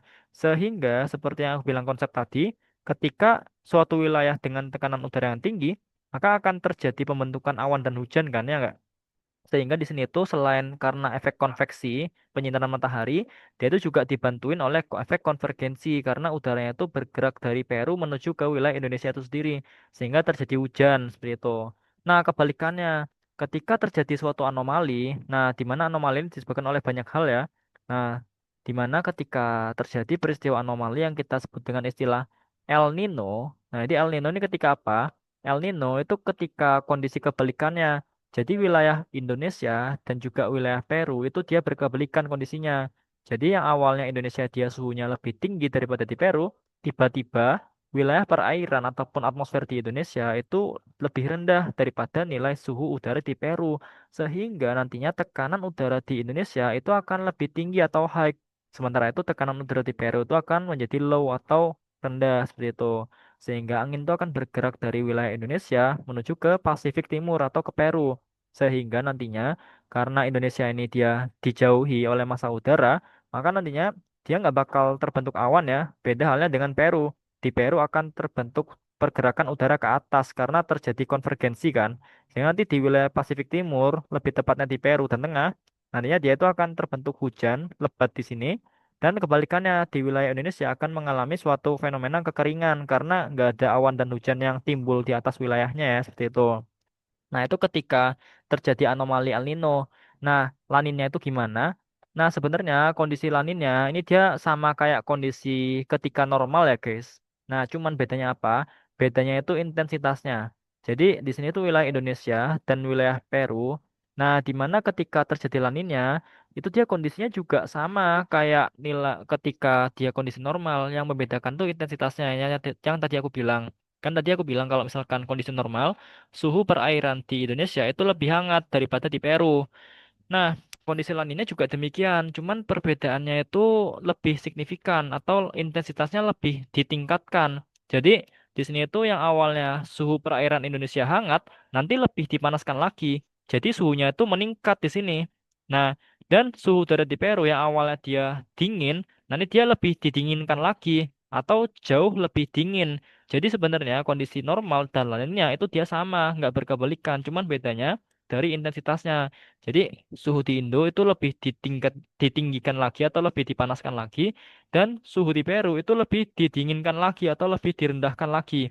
Sehingga terdapat nilai perbedaan atau delta T yang lebih besar nilainya seperti itu. Dan karena suhu udara di Indonesia dia lebih ditinggikan lagi, maka tekanannya akan cenderung lebih semakin rendah kan, ya enggak? Dan kebalikannya karena di Peru itu, sorry, ini dia low ya. Karena di Peru itu dia suhu udaranya dia lebih didinginkan lagi, maka dia akan semakin high nilai tekanan udaranya seperti itu. Sehingga terdapat nilai perbedaan atau delta P yang jauh lebih besar daripada kondisi normal. Nah, karena kan kalian tahu ya kecepatan angin atau kekuatan angin berembus itu dia dipengaruhi oleh empat hal. Nah, hal yang pertama itu yang kita sebut dengan gradien tekanan horizontal, ya, gradien tekanan. Nah, kalian tahu gradien itu apa? Gradien itu nilai perbedaan tekanan antara wilayah yang satu dengan wilayah yang lain ya. Jadi yang kita sebut dengan gradien tekanan ya, kayak gitu. Jadi, makin tinggi nilai gradien tekanan atau makin tinggi perbedaan tekanan, misalnya daerah A dan daerah B ya. Daerah A ini dia tekanan udaranya 1000 MB nih. Kemudian daerah B tekanan udaranya 1004 MB. Nah, ini daerah A, daerah B. Dan daerah C, daerah D. Nah, di sini daerah C itu tekanan udaranya 1000 MB juga. Dan daerah D nilai tekanannya itu 1010 MB.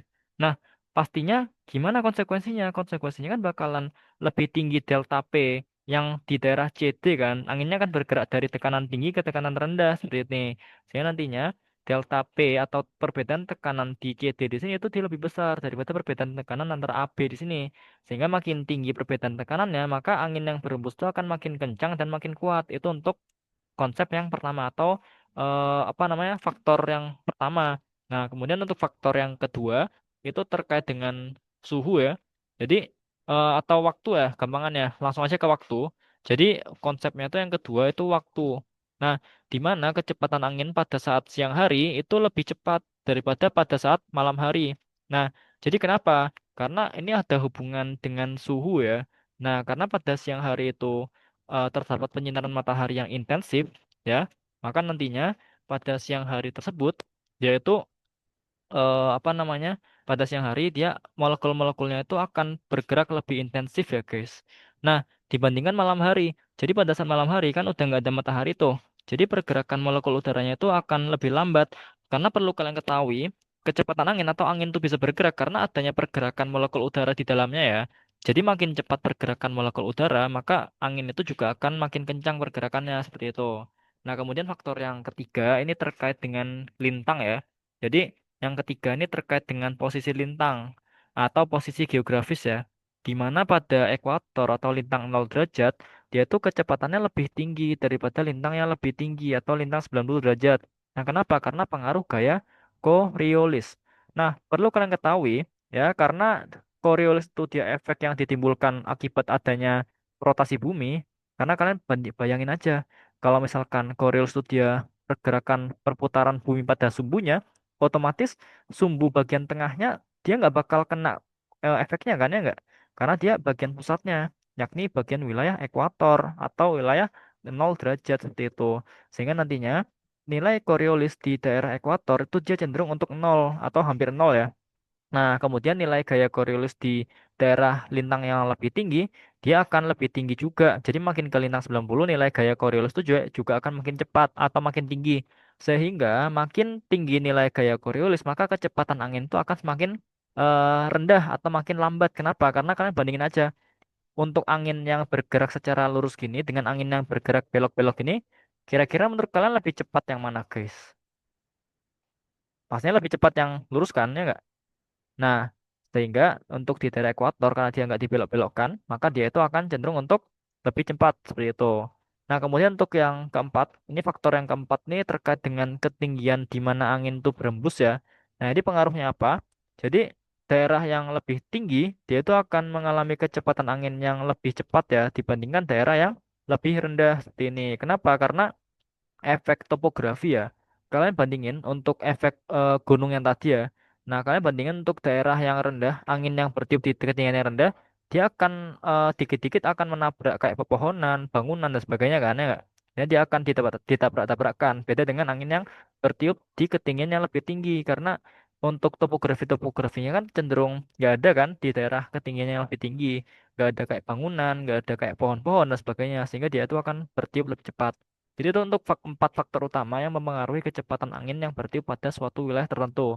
Jadi konsep utamanya seperti itu ya, perbedaan nilai kayak tekanan, perbedaan ketinggian, kemudian suhu, dan juga gesekannya seperti itu. Oke, kemudian kita lanjut ke mekanisme laninnya di sini ya. Nah, kita balik ke laninnya. Nah, jadi ketika terjadi laninnya itu seperti kondisi normal ya.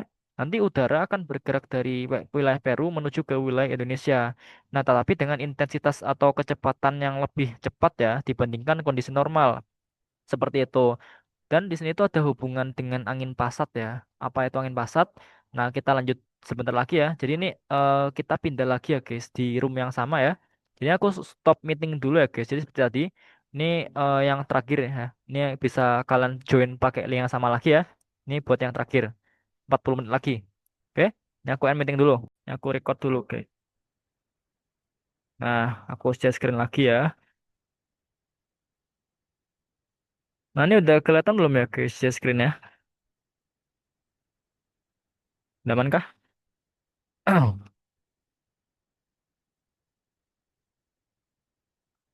Kak, Oke, udah aman ya. Oke, mantap. Nah, nanti kalau kalian ada yang belum nggak paham atau ada yang mau ditanya, langsung ditanya aja ya guys. Nanti atau kalau kalian mungkin mau bahas hal yang lain, boleh banget ya, langsung dibilang aja. Aku ngikut ke kalian aja kayak gitu, oke? Nah, ini aku lanjut aja ke yang lainnya tadi. Nah, jadi di sini tuh karena intensitasnya itu dia diperkuat atau perbedaan tekanannya diperbesar, sehingga intensitasnya atau kecepatan anginnya dia juga akan makin kencang seperti itu. Sehingga nanti di wilayah Indonesia awan yang terbentuk itu juga akan semakin konvektif atau semakin tinggi atau semakin lebat lah hujan yang tiba gitu. Ya kan terjadi banjir dan sebagainya ya. Nah, dan ini akan mempengaruhi dari pergerakan angin pasat. Jadi kalau kalian lihat dari sirkulasi atmosfer meridional di sini, kita mengenal istilah yang kita sebut dengan angin pasat. Jadi angin pasat itu apa? Angin pasat itu angin yang bertiup sepanjang tahun dari daerah lintang 30 menuju lintang 0 derajat ya. Jadi angin pasat tuh kalau kita lihat secara lokasinya itu dibagi menjadi dua, yaitu angin yang berasal dari BBU dan berasal dari BBS. Jadi untuk angin yang berasal dari BBU kita sebutnya itu angin pasat timur laut. Sementara itu yang bergerak atau yang bertiup dari bagian BBS atau selatan itu angin pasat tenggara. Karena penamaan angin itu dinamakan berdasarkan dari mana arah datangnya angin ya seperti itu. Sehingga di sini tuh karena kalian tahu kecenderungan pergerakan angin pasat itu kan cenderung ke arah barat sini kan ya enggak. Sehingga dengan adanya peristiwa El Nino dan La Niña, nantinya angin pasat itu juga bakalan terpengaruh. Nah, karena kalian tahu pergerakan angin ketika El Nino di permukaan itu anginnya bergerak dari barat ke timur kan ya enggak. Sehingga kita tahu kalau angin pasat itu dia bergerak dari timur ke barat. Nah, sehingga nantinya ketika terjadi El Nino, maka konsekuensinya terhadap angin pasat, maka dia akan melemahkan angin pasat seperti itu. Karena sesuai dengan konsep vektor ya, kalau misalkan ada suatu dua panah yang berlawanan, maka akan saling melemahkan kan, seperti itu. Nah, beda halnya untuk ketika terjadi laninnya. Nah, ketika laninnya, dia kan cenderung untuk akan menguatkan angin pasat kan ya enggak? Karena kan angin pasat tuh dia pergerakannya dari daerah timur ke barat kan. Sehingga dengan adanya kecepatan angin yang dia itu linear atau arahnya sama dengan angin pasat di sini, maka akan cenderung didorong. Sehingga bisa kadang muncul di soal dia akan menguatkan angin pasat seperti itu. Jadi itu konsepnya ketika El Nino maka akan melemahkan angin pasat, ketika La Niña maka angin pasat itu akan cenderung untuk menguat atau bertambah kekuatannya seperti itu. Jadi itu ya konsep terkait dengan angin pasatnya. Nah, kemudian di sini aku mau bahas terkait dengan konsep kayak mekanisme di lautannya kayak gimana. Nah, ini aku bakal hubung-hubungkan dengan fenomena upwelling dan juga downwelling ya. Nah, ini upwelling dan downwelling itu apa? Sesuai dengan namanya.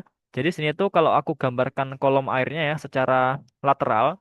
Jadi sini tuh kalau ada dua kondisi. Ini aku gambarkan kondisi El Nino dan juga kondisi La Niña ya. Nah, ini aku gambarkan kolom airnya dulu.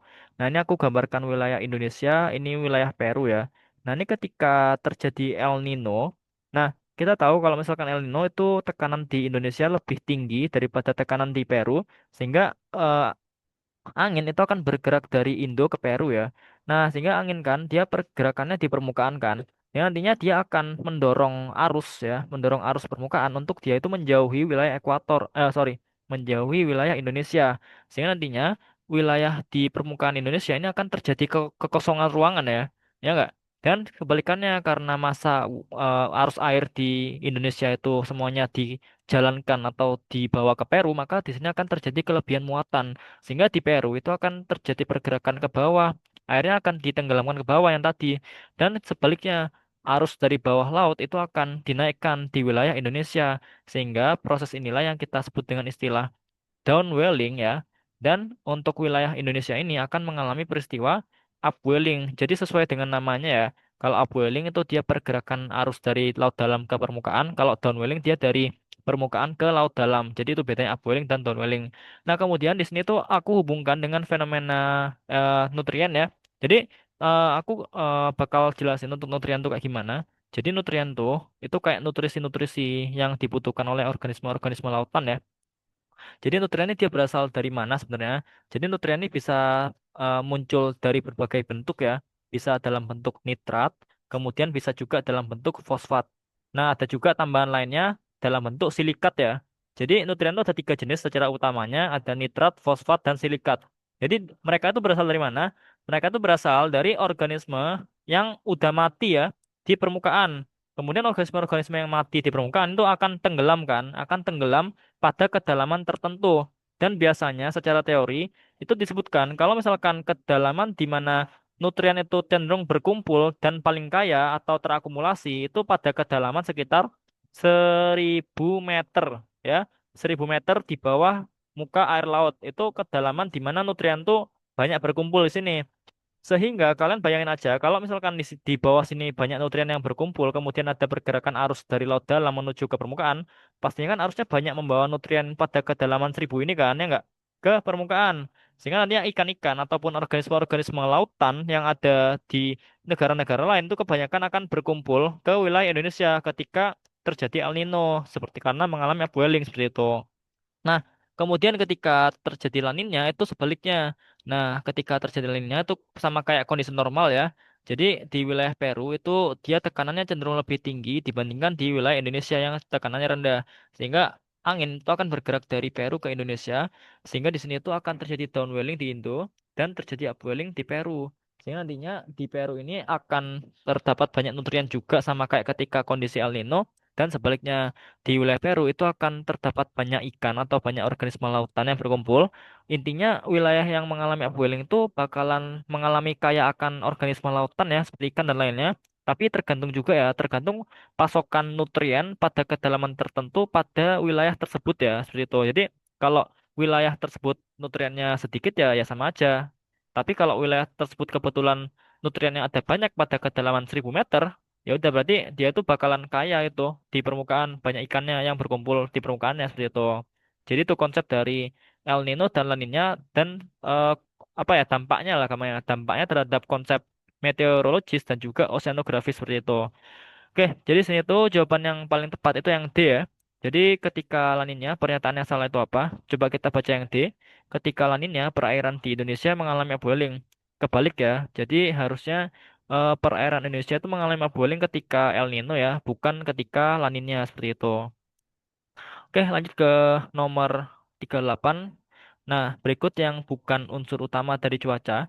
Nah, jadi sini tuh, di sini ada dua istilah yang berbeda, yaitu cuaca dan juga iklim ya, guys. Jadi sini tuh, pernyataan yang salah ya, dia itu bukan iklim ya, untuk nomor 38 di sini. Nah, di mana unsur cuaca itu dia ada berbagai macam, ada suhu, angin, tekanan, kemudian kelembaban, visibilitas atau jarak pandang dan sebagainya. Jadi itu konsep dari unsur-unsur dari cuaca ya. Jadi intinya unsur cuaca itu parameter-parameter cuaca yang biasanya diukur oleh BMKG dan pengamat-pengamat cuaca yang lain ya, kayak suhu, tekanan, ketinggian awan dan sebagainya kayak gitu-gitu. Nah, jadi kalau yang bukan unsurnya itu ya ya jelas iklim ya, karena iklim dan cuaca itu dua hal yang berbeda ya. Di mana iklim itu dia kondisi rata-rata dari cuaca gitu. Rata-rata cuaca selama 30 tahun. Kalau cuaca kan dia setiap hari kan diukurnya. Nah, kalau iklim tuh dia cenderung lebih luas wilayahnya. Jadi misalkan wilayah iklim tropis nih, kan dia mencakup wilayah lintang 0 sampai wilayah 23,5 kan. Nah, di mana suatu iklim itu memiliki cuaca yang kemungkinan juga berbeda-beda ya antara wilayah yang satu dengan yang lain. Karena iklim itu konsepnya lebih luas daripada cuaca seperti itu. Oke, lanjut ke 39. Angin merupakan udara yang bergerak dari tekanan tinggi ke yang rendah. Jadi pernyataan yang benar mengenai angin itu apa, kecepatannya. Nah, jadi ini yang tadi aku jelasin ya, terkait dengan faktor-faktor yang memengaruhi kecepatan angin. Mungkin langsung aja, karena juga udah aku bahas. Jadi kecepatan angin di ekuator tuh dia lebih besar daripada di lintang yang tinggi. Kenapa? Karena nilai gaya Coriolis di ekuator tuh dia nol dibandingkan di lintang yang lebih tinggi, yakni di wilayah kutub itu gaya Coriolisnya dia maksimum ya seperti itu. Oke, kemudian lanjut ke nomor 40. Pada suatu wilayah bertiup angin yang menyebabkan cabang besar pohon bergerak. Nah, terdengar desiran kawat telepon dan sebagainya. Nah, jadi sini itu terkait skala Beaufort ya. Jadi skala Beaufort ini suatu skala dari 0 sampai 12 ya. Ini mungkin bisa kalian hafalkan aja. Nah, jadi sini tuh mulai 0 sampai 12 tuh ada berbagai macam istilahnya ya. Mulai dari udara yang tenang, kemudian ada light air, light breeze, gentle breeze, dan sampai dengan hurricane atau siklon tropis. Nah, di sini tuh mereka dikelompokkan berdasarkan kecepatan anginnya ya, karena makin cepat angin bertiup pada suatu area, maka akan cenderung merusakkan sifatnya seperti itu. Jadi itu konsep dasarnya. Nah, jadi itu ya untuk konsep dari skala Beaufort yang dapat kita bahas di sini ya. Nah, ini bebas boleh kalian hafalkan ya. Nah, boleh kalian hafalkan juga. Nah, jadi ini terkait dengan kecepatan anginnya. Kalian bebas boleh hafalin, kalau saran dari aku kalian hafalkan salah satu aja ya untuk kecepatan di sini kan ini ada 3 satuan nih. Tapi sebenarnya mereka sama aja, cuman beda satuan aja ya. Nah, kalau aku lebih suka hafalin yang satuan not ya, karena paling gampang untuk cara hafalnya. Nah, kemudian nanti kalau misalkan di soal tuh ditanyain dalam meter per second, kemudian atau dari kilometer per jam, kalian bisa konversi aja. Tadi untuk cara konversinya udah aku kasih ya. Kalau ke kilometer per jam, dia itu dikali 1,852.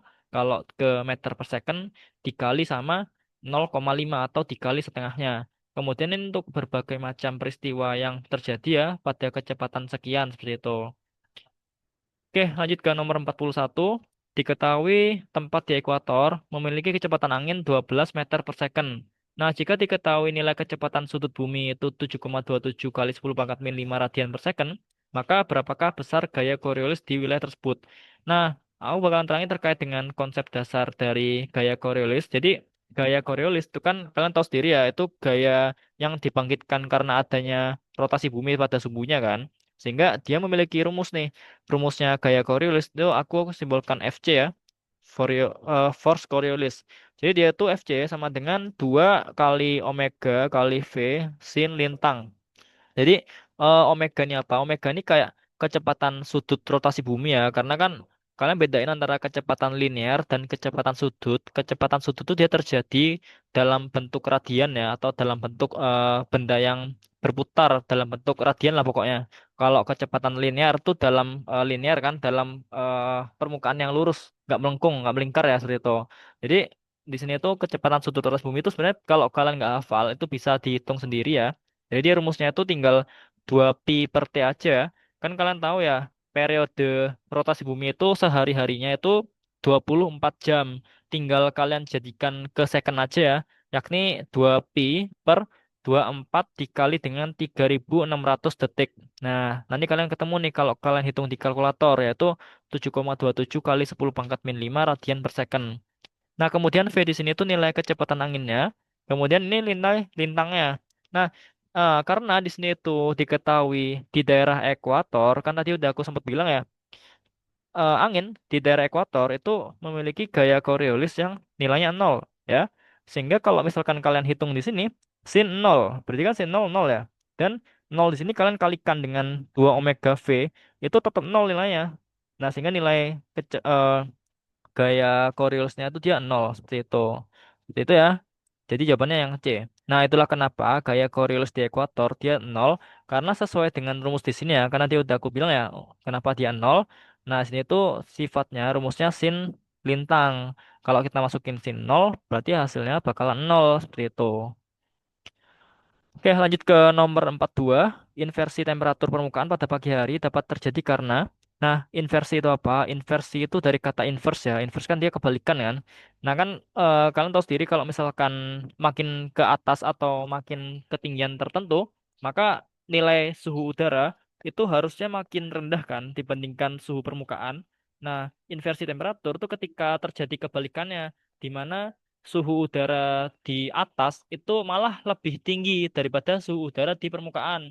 Itu terjadi karena apa? Itu terjadi karena adanya pendinginan radiasi. Nah, pendinginan radiasi ini karena apa? Karena yang tadi udah aku jelasin ya. Jadi kalau ada matahari, dia bersinar pada siang hari, nah nantinya akan diserap oleh permukaan bumi kan, dan disimpan. Nah, kemudian pada malam harinya, nantinya permukaan bumi yang tadi itu banyak menyerap radiasi matahari itu akan mengeluarkannya dalam bentuk radiasi gelombang panjang yaitu radiasi inframerah. Seperti itu.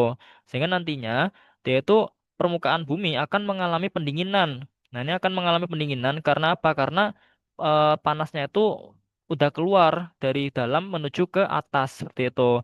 Sedangkan karena wilayah atmosfer udara atas ini dia dituju atau dilewati oleh radiasi inframerah di sini, maka akan mengalami suhu yang lebih tinggi atau mengalami heating ya, atau warming seperti itu. Sehingga nantinya terdapat suatu inversi ya, keadaan inversi karena terdapat apa radiasi balik ya, radiasi balik dari permukaan menuju ke udara atas seperti itu. Jadi jawabannya itu yang C ya. Proses radiation cooling pada malam hari yang disebut dengan radiation cooling itu karena permukaannya itu mengalami pendinginan ya akibat keluarnya radiasi inframerah ke udara atas seperti itu. Jadi jawabannya yang C, yang paling benar. Oke, lanjut ke nomor 43. Wilayah di Bukit Barisan Sumatera telah diamati mengalami bulan basah berurutan sebanyak 5 kali. Nah, jadi sistem iklim agroklimatologi dia itu memiliki tipe iklim.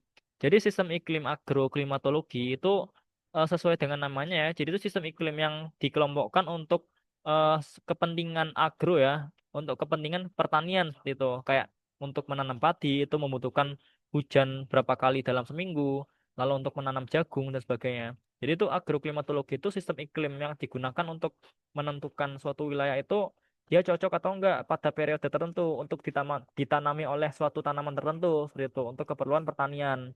Nah, jadi dia tuh ada kita itu mengelompokkan menjadi 2 bulan utama yaitu bulan basah dan juga bulan kering. Jadi bulan basah itu kita sebut bulan basah kalau misalkan dalam 1 tahun itu terdapat dalam 1 bulan itu jumlah curah hujannya itu lebih dari 200 ya, lebih dari 200 milimeter. Nah, kalau bulan kering itu kalau curah hujannya kurang dari 100 milimeter seperti itu. Nah, jadi dalam 1 bulan ya ini ya berarti misalnya bulan Januari nih, Januari dia tuh curah hujannya dia se- eh, 60 milimeter. Ya udah berarti dia masuk ke dalam bulan kering itu menurut sistem iklim yang kita sebut dengan sistem iklim all demand ya. Jadi sistem iklim agroklimatologi itu sama aja kayak sistem iklim all demand. Jadi yang menemukan tuh all demand ya orangnya ya namanya. Nah, jadi dia tuh ditentukan berdasarkan jumlah bulan basah berturut-turutnya. Jadi bedain antara jumlah bulan basah dengan jumlah bulan basah berturut-turut. Jadi kalau bulan basah berurutan itu dia harus urut mulai dari Januari, Februari, Maret, April itu harus bulan basah terus. Misalnya dalam Januari, Februari, Maret nih bulan basah, kemudian April itu bulan kering, kemudian Mei bulan basah lagi. Itu nggak bisa kita sebut sebagai bulan basah berturut-turut ya. Nah, jadi itu yang kita sebut dengan bulan basah berturut-turut. Kalau dia itu 5 kali dalam 1 tahun, maka dia itu masuk ke dalam iklim C ya. Jadi ini bisa kalian hafalkan aja untuk klasifikasi tabel di sini. Mana tahu nanti muncul ya di soal ya. Oke, lanjut ke 44. Nah, ini terkait dengan klasifikasi skala Saffir-Simpson ya. Jadi skala Saffir-Simpson itu dia skala yang digunakan untuk mengelompokkan siklon tropis berdasarkan kecepatannya ya. Jadi mulai dari skala 1 sampai skala 5 itu makin tinggi ya kecepatan anginnya. Ini bisa kalian hafalkan aja untuk dalam satuan knot ya. Jadi satuan itu sangat penting di berbagai soal hitungan. Jadi kalian harus bedakan ya, harus bisa meneliti satuannya ya. Kalau misalnya berbeda bisa diubah dulu kayak gitu. Misal di soal itu diketahui dalam kilometer per jam. Nah, jangan kalian langsung langsung ke SS5 kayak gitu. Jangan ya karena dia beda satuan. Kalian harus ubah dulu ke knot. Jadi tinggal dibagi dengan 1,852 ya. Dapatnya itu 87,4 knot. Jadi jawabannya itu yang SS2. Jadi skala Saffir-Simpson 2 ya. Itu untuk skala Saffir-Simpson. Oke, lanjut ke nomor 45. Fenomena ENSO umumnya terjadi akibat adanya pelemahan atau penguatan angin pasat di perairan Samudra Pasifik bagian ekuator. Nah, ini yang tadi udah aku jelasin juga. Dia dikontrol oleh sirkulasi zonal yang disebut dengan sirkulasi Walker ya. Langsung aja. Langsung ke 46. Gambar tersebut merupakan awan. Nah, kalau soal gambar kayak gini itu relatif ya guys jawabannya. Jadi langsung aja aku jawabnya itu altocumulus floccus. Jadi terkait dengan ketinggiannya, mungkin kalian kalau untuk membedakan angin cumulus, angin stratus, angin cirrus dan sebagainya itu mungkin kalian bisa ya membedakan bentuknya ya. Karena beda-beda ya, karena kalau angin cirrus kan dia cenderung kayak bulu gitu ya, kayak berserat-serat. Kalau angin stratus dia berlapis, kalau angin cumulus dia cenderung bergumpal-gumpal. Nah, kalau misalkan udah dikelompokkan berdasarkan spesiesnya yang lebih kompleks kayak Altocumulus lenticularis, Altocumulus floccus, kemudian Cirrus stratus dan sebagainya, itu akan lebih kompleks untuk cara membedakan bentuk-bentuknya kayak gimana karena bentuknya bakalan mirip-mirip ya, kayak antara Cirrus vibratus dengan Cirrus uncinus dengan Cirrus cumuliform dan sebagainya. Itu akan mirip-mirip ya bentukannya kurang lebih. Nah, jadi nih langsung aja jawabannya Altocumulus floccus ya. Nah, kenapa flokus? Kenapa bukan radiatus? Sesuai dengan namanya, flokus. Flokus tuh kayak cenderung untuk memisah-misah ya, kayak gumpalan-gumpalannya. Nah, kalau radiatus tuh cenderung untuk menyebar gitu. Kalau kalian amati, nanti antara gumpalan yang satu dan yang lain tuh juga ada sebaran-sebaran ya, efek-efek kayak jarum-jarum gitu. Jarum-jarum sebenarnya bukan jarum, tapi bentukan awan karena dia tuh menyebar. Sehingga kelihatannya akan kayak menjarum-jarum itu ya ke segala arah. Itu altocumulus radiatus seperti itu. Oke, ke nomor 47. Pada soal nomor sebelumnya, maka awan tersebut tergolong ke dalam awan. Ini gampang ya, karena namanya itu ada altonya ya. Nah, maka dia itu pasti awan menengah ya, seperti itu. Oke, lanjut ke nomor 48. How change in pressure before one front passing on the region. Nah, jadi di sini tuh ditanyain, eh jadi kalau misalkan kalian tuh ada soal kayak gini, maka kalian bisa hafalkan tabel kayak gini aja ya. Jadi kadang ada soal ditanyain bagaimana perubahan suhu udara, bagaimana perubahan tekanan udara, bagaimana perubahan dew point-nya dan sebagainya ketika front itu hendak lewat atau ketika front saat lewat atau setelah front itu lewat. Jadi dapat kalian simpulkan juga di sini itu how change pressure before ya. Jadi sebelum front itu lewat pada suatu wilayah, jadi kira-kira tekanan udaranya gimana ya? Nah, jadi warm front kan kalian tahu sendiri ya, warm front itu kan dia front hangat kan, ya enggak? Nah, di mana front hangat itu dia suhunya tinggi, sehingga suhu yang tinggi itu akan membuat nilai tekanan udaranya itu akan rendah seperti itu. Sehingga nantinya kalau misalkan warm front itu dia mau melewati suatu wilayah, maka dapat disimpulkan atau kita dapat mengira-ngira. Nah, perkiraan cuacanya setelah apa ya beberapa menit atau beberapa jam ke depan. Jadi karena adanya perbedaan tekanan udaranya akan semakin berkurang ketika warm front tuh dia mau lewat nih. Nah, kayak gitu ya guys konsepnya.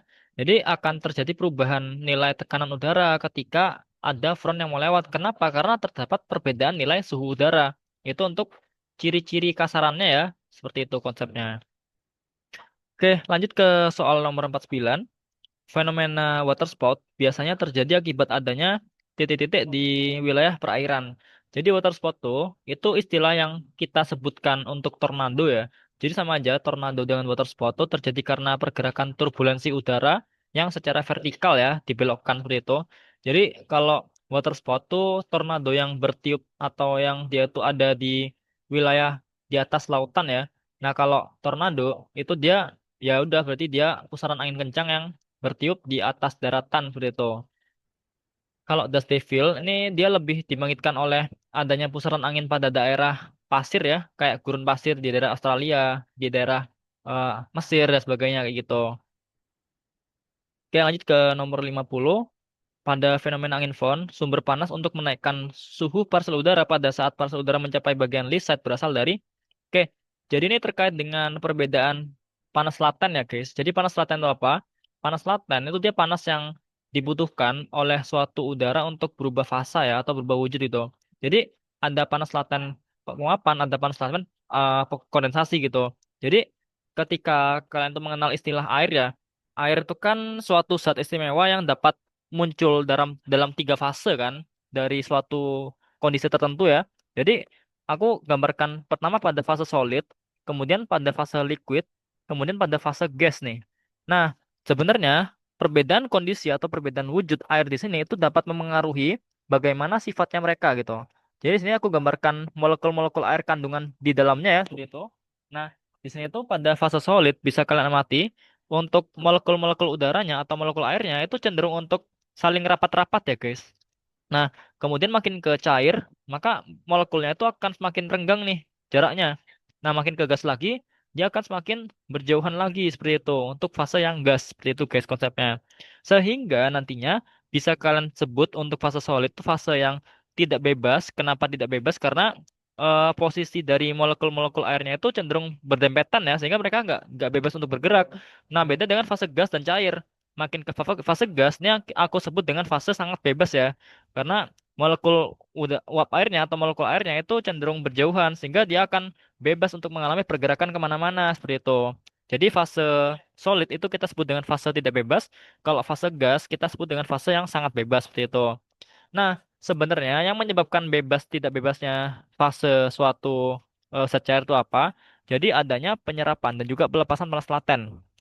Jadi, dari fase tidak bebas menjadi fase yang lebih bebas lagi, maka harus ada panas yang dia diserap. Jadi sebenarnya yang menyebabkan terjadinya penjauhan ya antara molekul air yang satu dengan yang lain ini karena adanya panas yang diserap oleh suatu massa udara di sini. Seperti ini guys konsepnya. Jadi makin banyak panas yang diserap maka makin berjauhan posisi molekul udaranya atau molekul airnya seperti itu. Nah, sehingga dari fase tidak bebas menjadi fase yang menjadi semakin bebas, maka dia itu harus menyerap panas laten.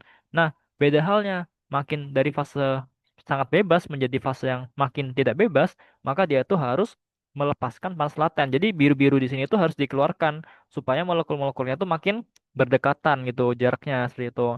Nah, kalian bisa bayangkan aja kalau misalkan nih dari es batu nih, kalian keluarkan dari freezer nih, kemudian kalian coba panggang nih es batunya atau direbus ya. Nah, pastinya es batunya juga akan mencair kan. Nah, ketika es batu mencair tuh mencair karena apa? Karena dia menyerap panas dari lingkungan sekitarnya seperti itu. Sehingga dia itu akan berubah fase menjadi lebih bebas, yaitu menjadi cair. Nah, sama halnya ketika terjadi evaporasi nih. Nah, kan dia menyerap sinar matahari kan, sehingga dia itu mengalami penguapan nih. Nah, ketika dia penguapan kan dari fase cair menjadi gas kan. Nah, dia menjadi semakin bebas seperti itu. Nah, kalau dari fase yang sangat bebas menjadi fase yang tidak bebas, contohnya apa? Contohnya gini, guys. Kalau sesaat sebelum terjadi hujan. Nah, kalian kerasa nggak selama ini kalau misalkan kalau mau hujan tuh kalian kerasa udaranya tuh makin panas nggak dibandingkan sebelum dan setelah terjadi hujannya nggak? Nah itu karena apa sih sebenarnya? Nah itu karena yang awalnya awan itu kan fasenya gas kan. Nah ketika awan itu mau melepaskan airnya atau mau mengalami presipitasi, maka awan ini akan melepaskan panas. Kenapa? Karena berubah fase dari fase yang sangat bebas menjadi fase yang lebih tidak bebas. Sehingga dia akan melepaskan panas ke lingkungannya, sehingga itulah yang menyebabkan sesaat sebelum terjadi hujan itu suhunya itu cenderung lebih tinggi dibandingkan setelah maupun sebelum terjadi hujan. Jadi konsepnya seperti itu. Jadi intinya perbedaan fase atau perbedaan wujud suatu zat cair ataupun zat padat dan zat gas itu akan mempengaruhi sifat penyerapan dan juga pelepasan panas laten. Intinya dari fase yang tidak bebas menjadi fase yang lebih bebas itu harus menyerap panas dan sebaliknya dari fase yang makin bebas menjadi fase yang tidak bebas itu harus melepaskan panas laten di dalam tubuhnya seperti itu. Oke, itu untuk soal terakhir dari Meteo. Sampai sekarang ada yang mau ditanyain nggak guys konsepnya? Gimana bisa dipahamin kah untuk soal dari awal sampai akhir? Oke, ini kita masuk sesi diskusi aja ya sambil nunggu waktu nanti. Gimana ada yang mau didiskusikan nggak guys sebelum meetingnya berakhir nih? Gimana udah aman kah sejauh ini untuk pembahasan soalnya?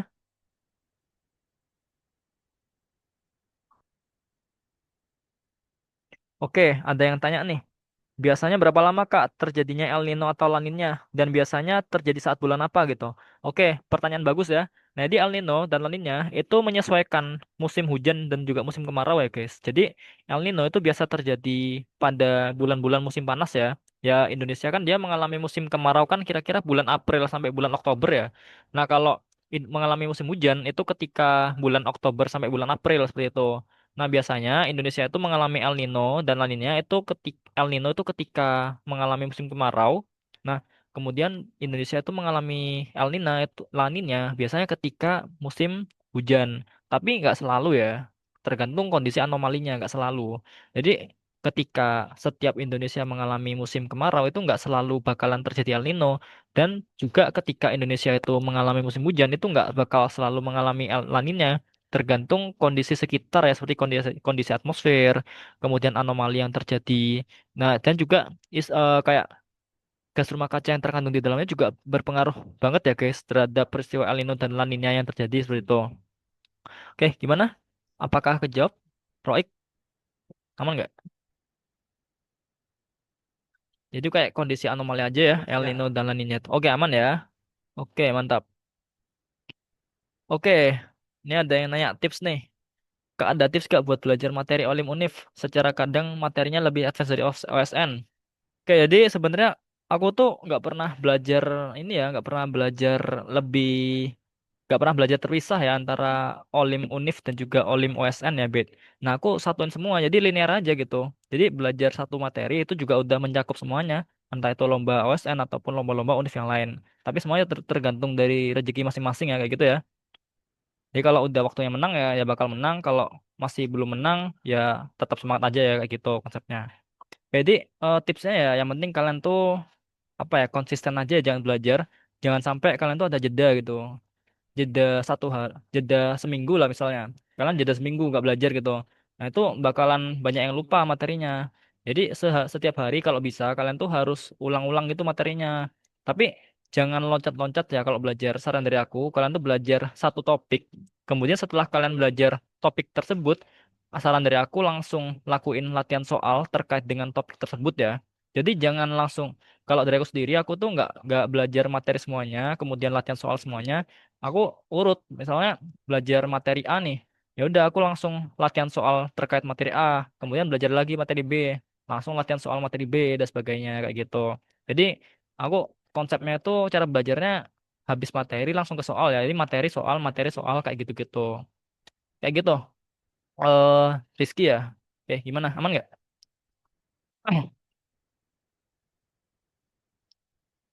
Mungkin untuk pertemuan bareng aku minggu depan ya, minggu depan lagi gitu.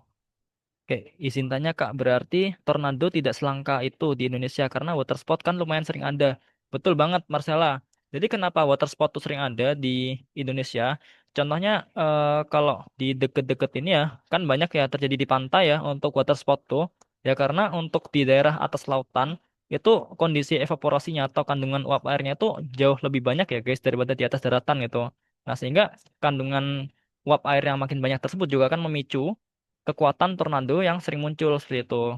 Jadi konsepnya kayak gitu, Marcella. Gimana? Amankah?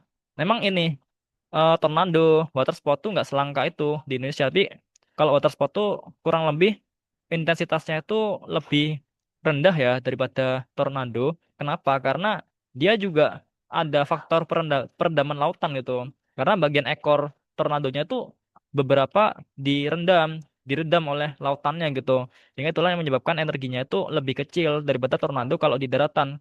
Kalau di daratan yang mau menyerap siapa? Gak ada kan? Air sungai gitu. Air sungai kan dia jauh lebih kecil kan luasannya daripada air laut kan, dan juga kedalamannya juga dangkal gitu kalau sungai ataupun danau. Danau juga ya kan perairan tertutup tuh, malah kalau ada angin kencang yang bertiup di atas danau malah tambah bahaya kayak gitu. Oke, bisa aman nggak sampai sini? Oke, aman ya. Oke, mantap. Ada pertanyaan lain nggak guys sebelum waktunya berakhir mungkin? Oke, tips menjawab soal analisis dengan cepat dan benar. Aku keseringan habis waktu kalau ngerjain soal. Oke, analisis soal ya. Nah, jadi kalau soal analisis tuh, kalau dari aku mungkin kalian eliminasi opsi yang paling nggak mungkin dulu ya. Jadi kalau ada soal analisis atau soal apapun itu, kalau aku itu biasanya aku silang dulu untuk jawaban yang paling nggak mungkin tuh, yang paling nggak masuk akal gitu. Jadi itu akan sangat membantu kita ya, sangat membantu kita untuk apa ya istilahnya supaya mengurangi kemungkinan jawaban yang nggak mungkin gitu. Jadi gampangnya gitu. Jadi kita bakal lebih hemat waktu kalau kita udah mengeliminasi jawaban-jawaban udah yang paling nggak mungkin gitu. Jadi jangan langsung nyari jawaban yang paling benar, tapi kebalikannya kalian harus nyari jawaban yang paling nggak mungkin dulu, baru jawaban yang benar tuh di akhir seperti itu. Oke, kayak gitu, Zara, kurang lebih. Oke, mantap. Ah, ada pertanyaan lain, guys? Sebelum 4 menit lagi berakhir.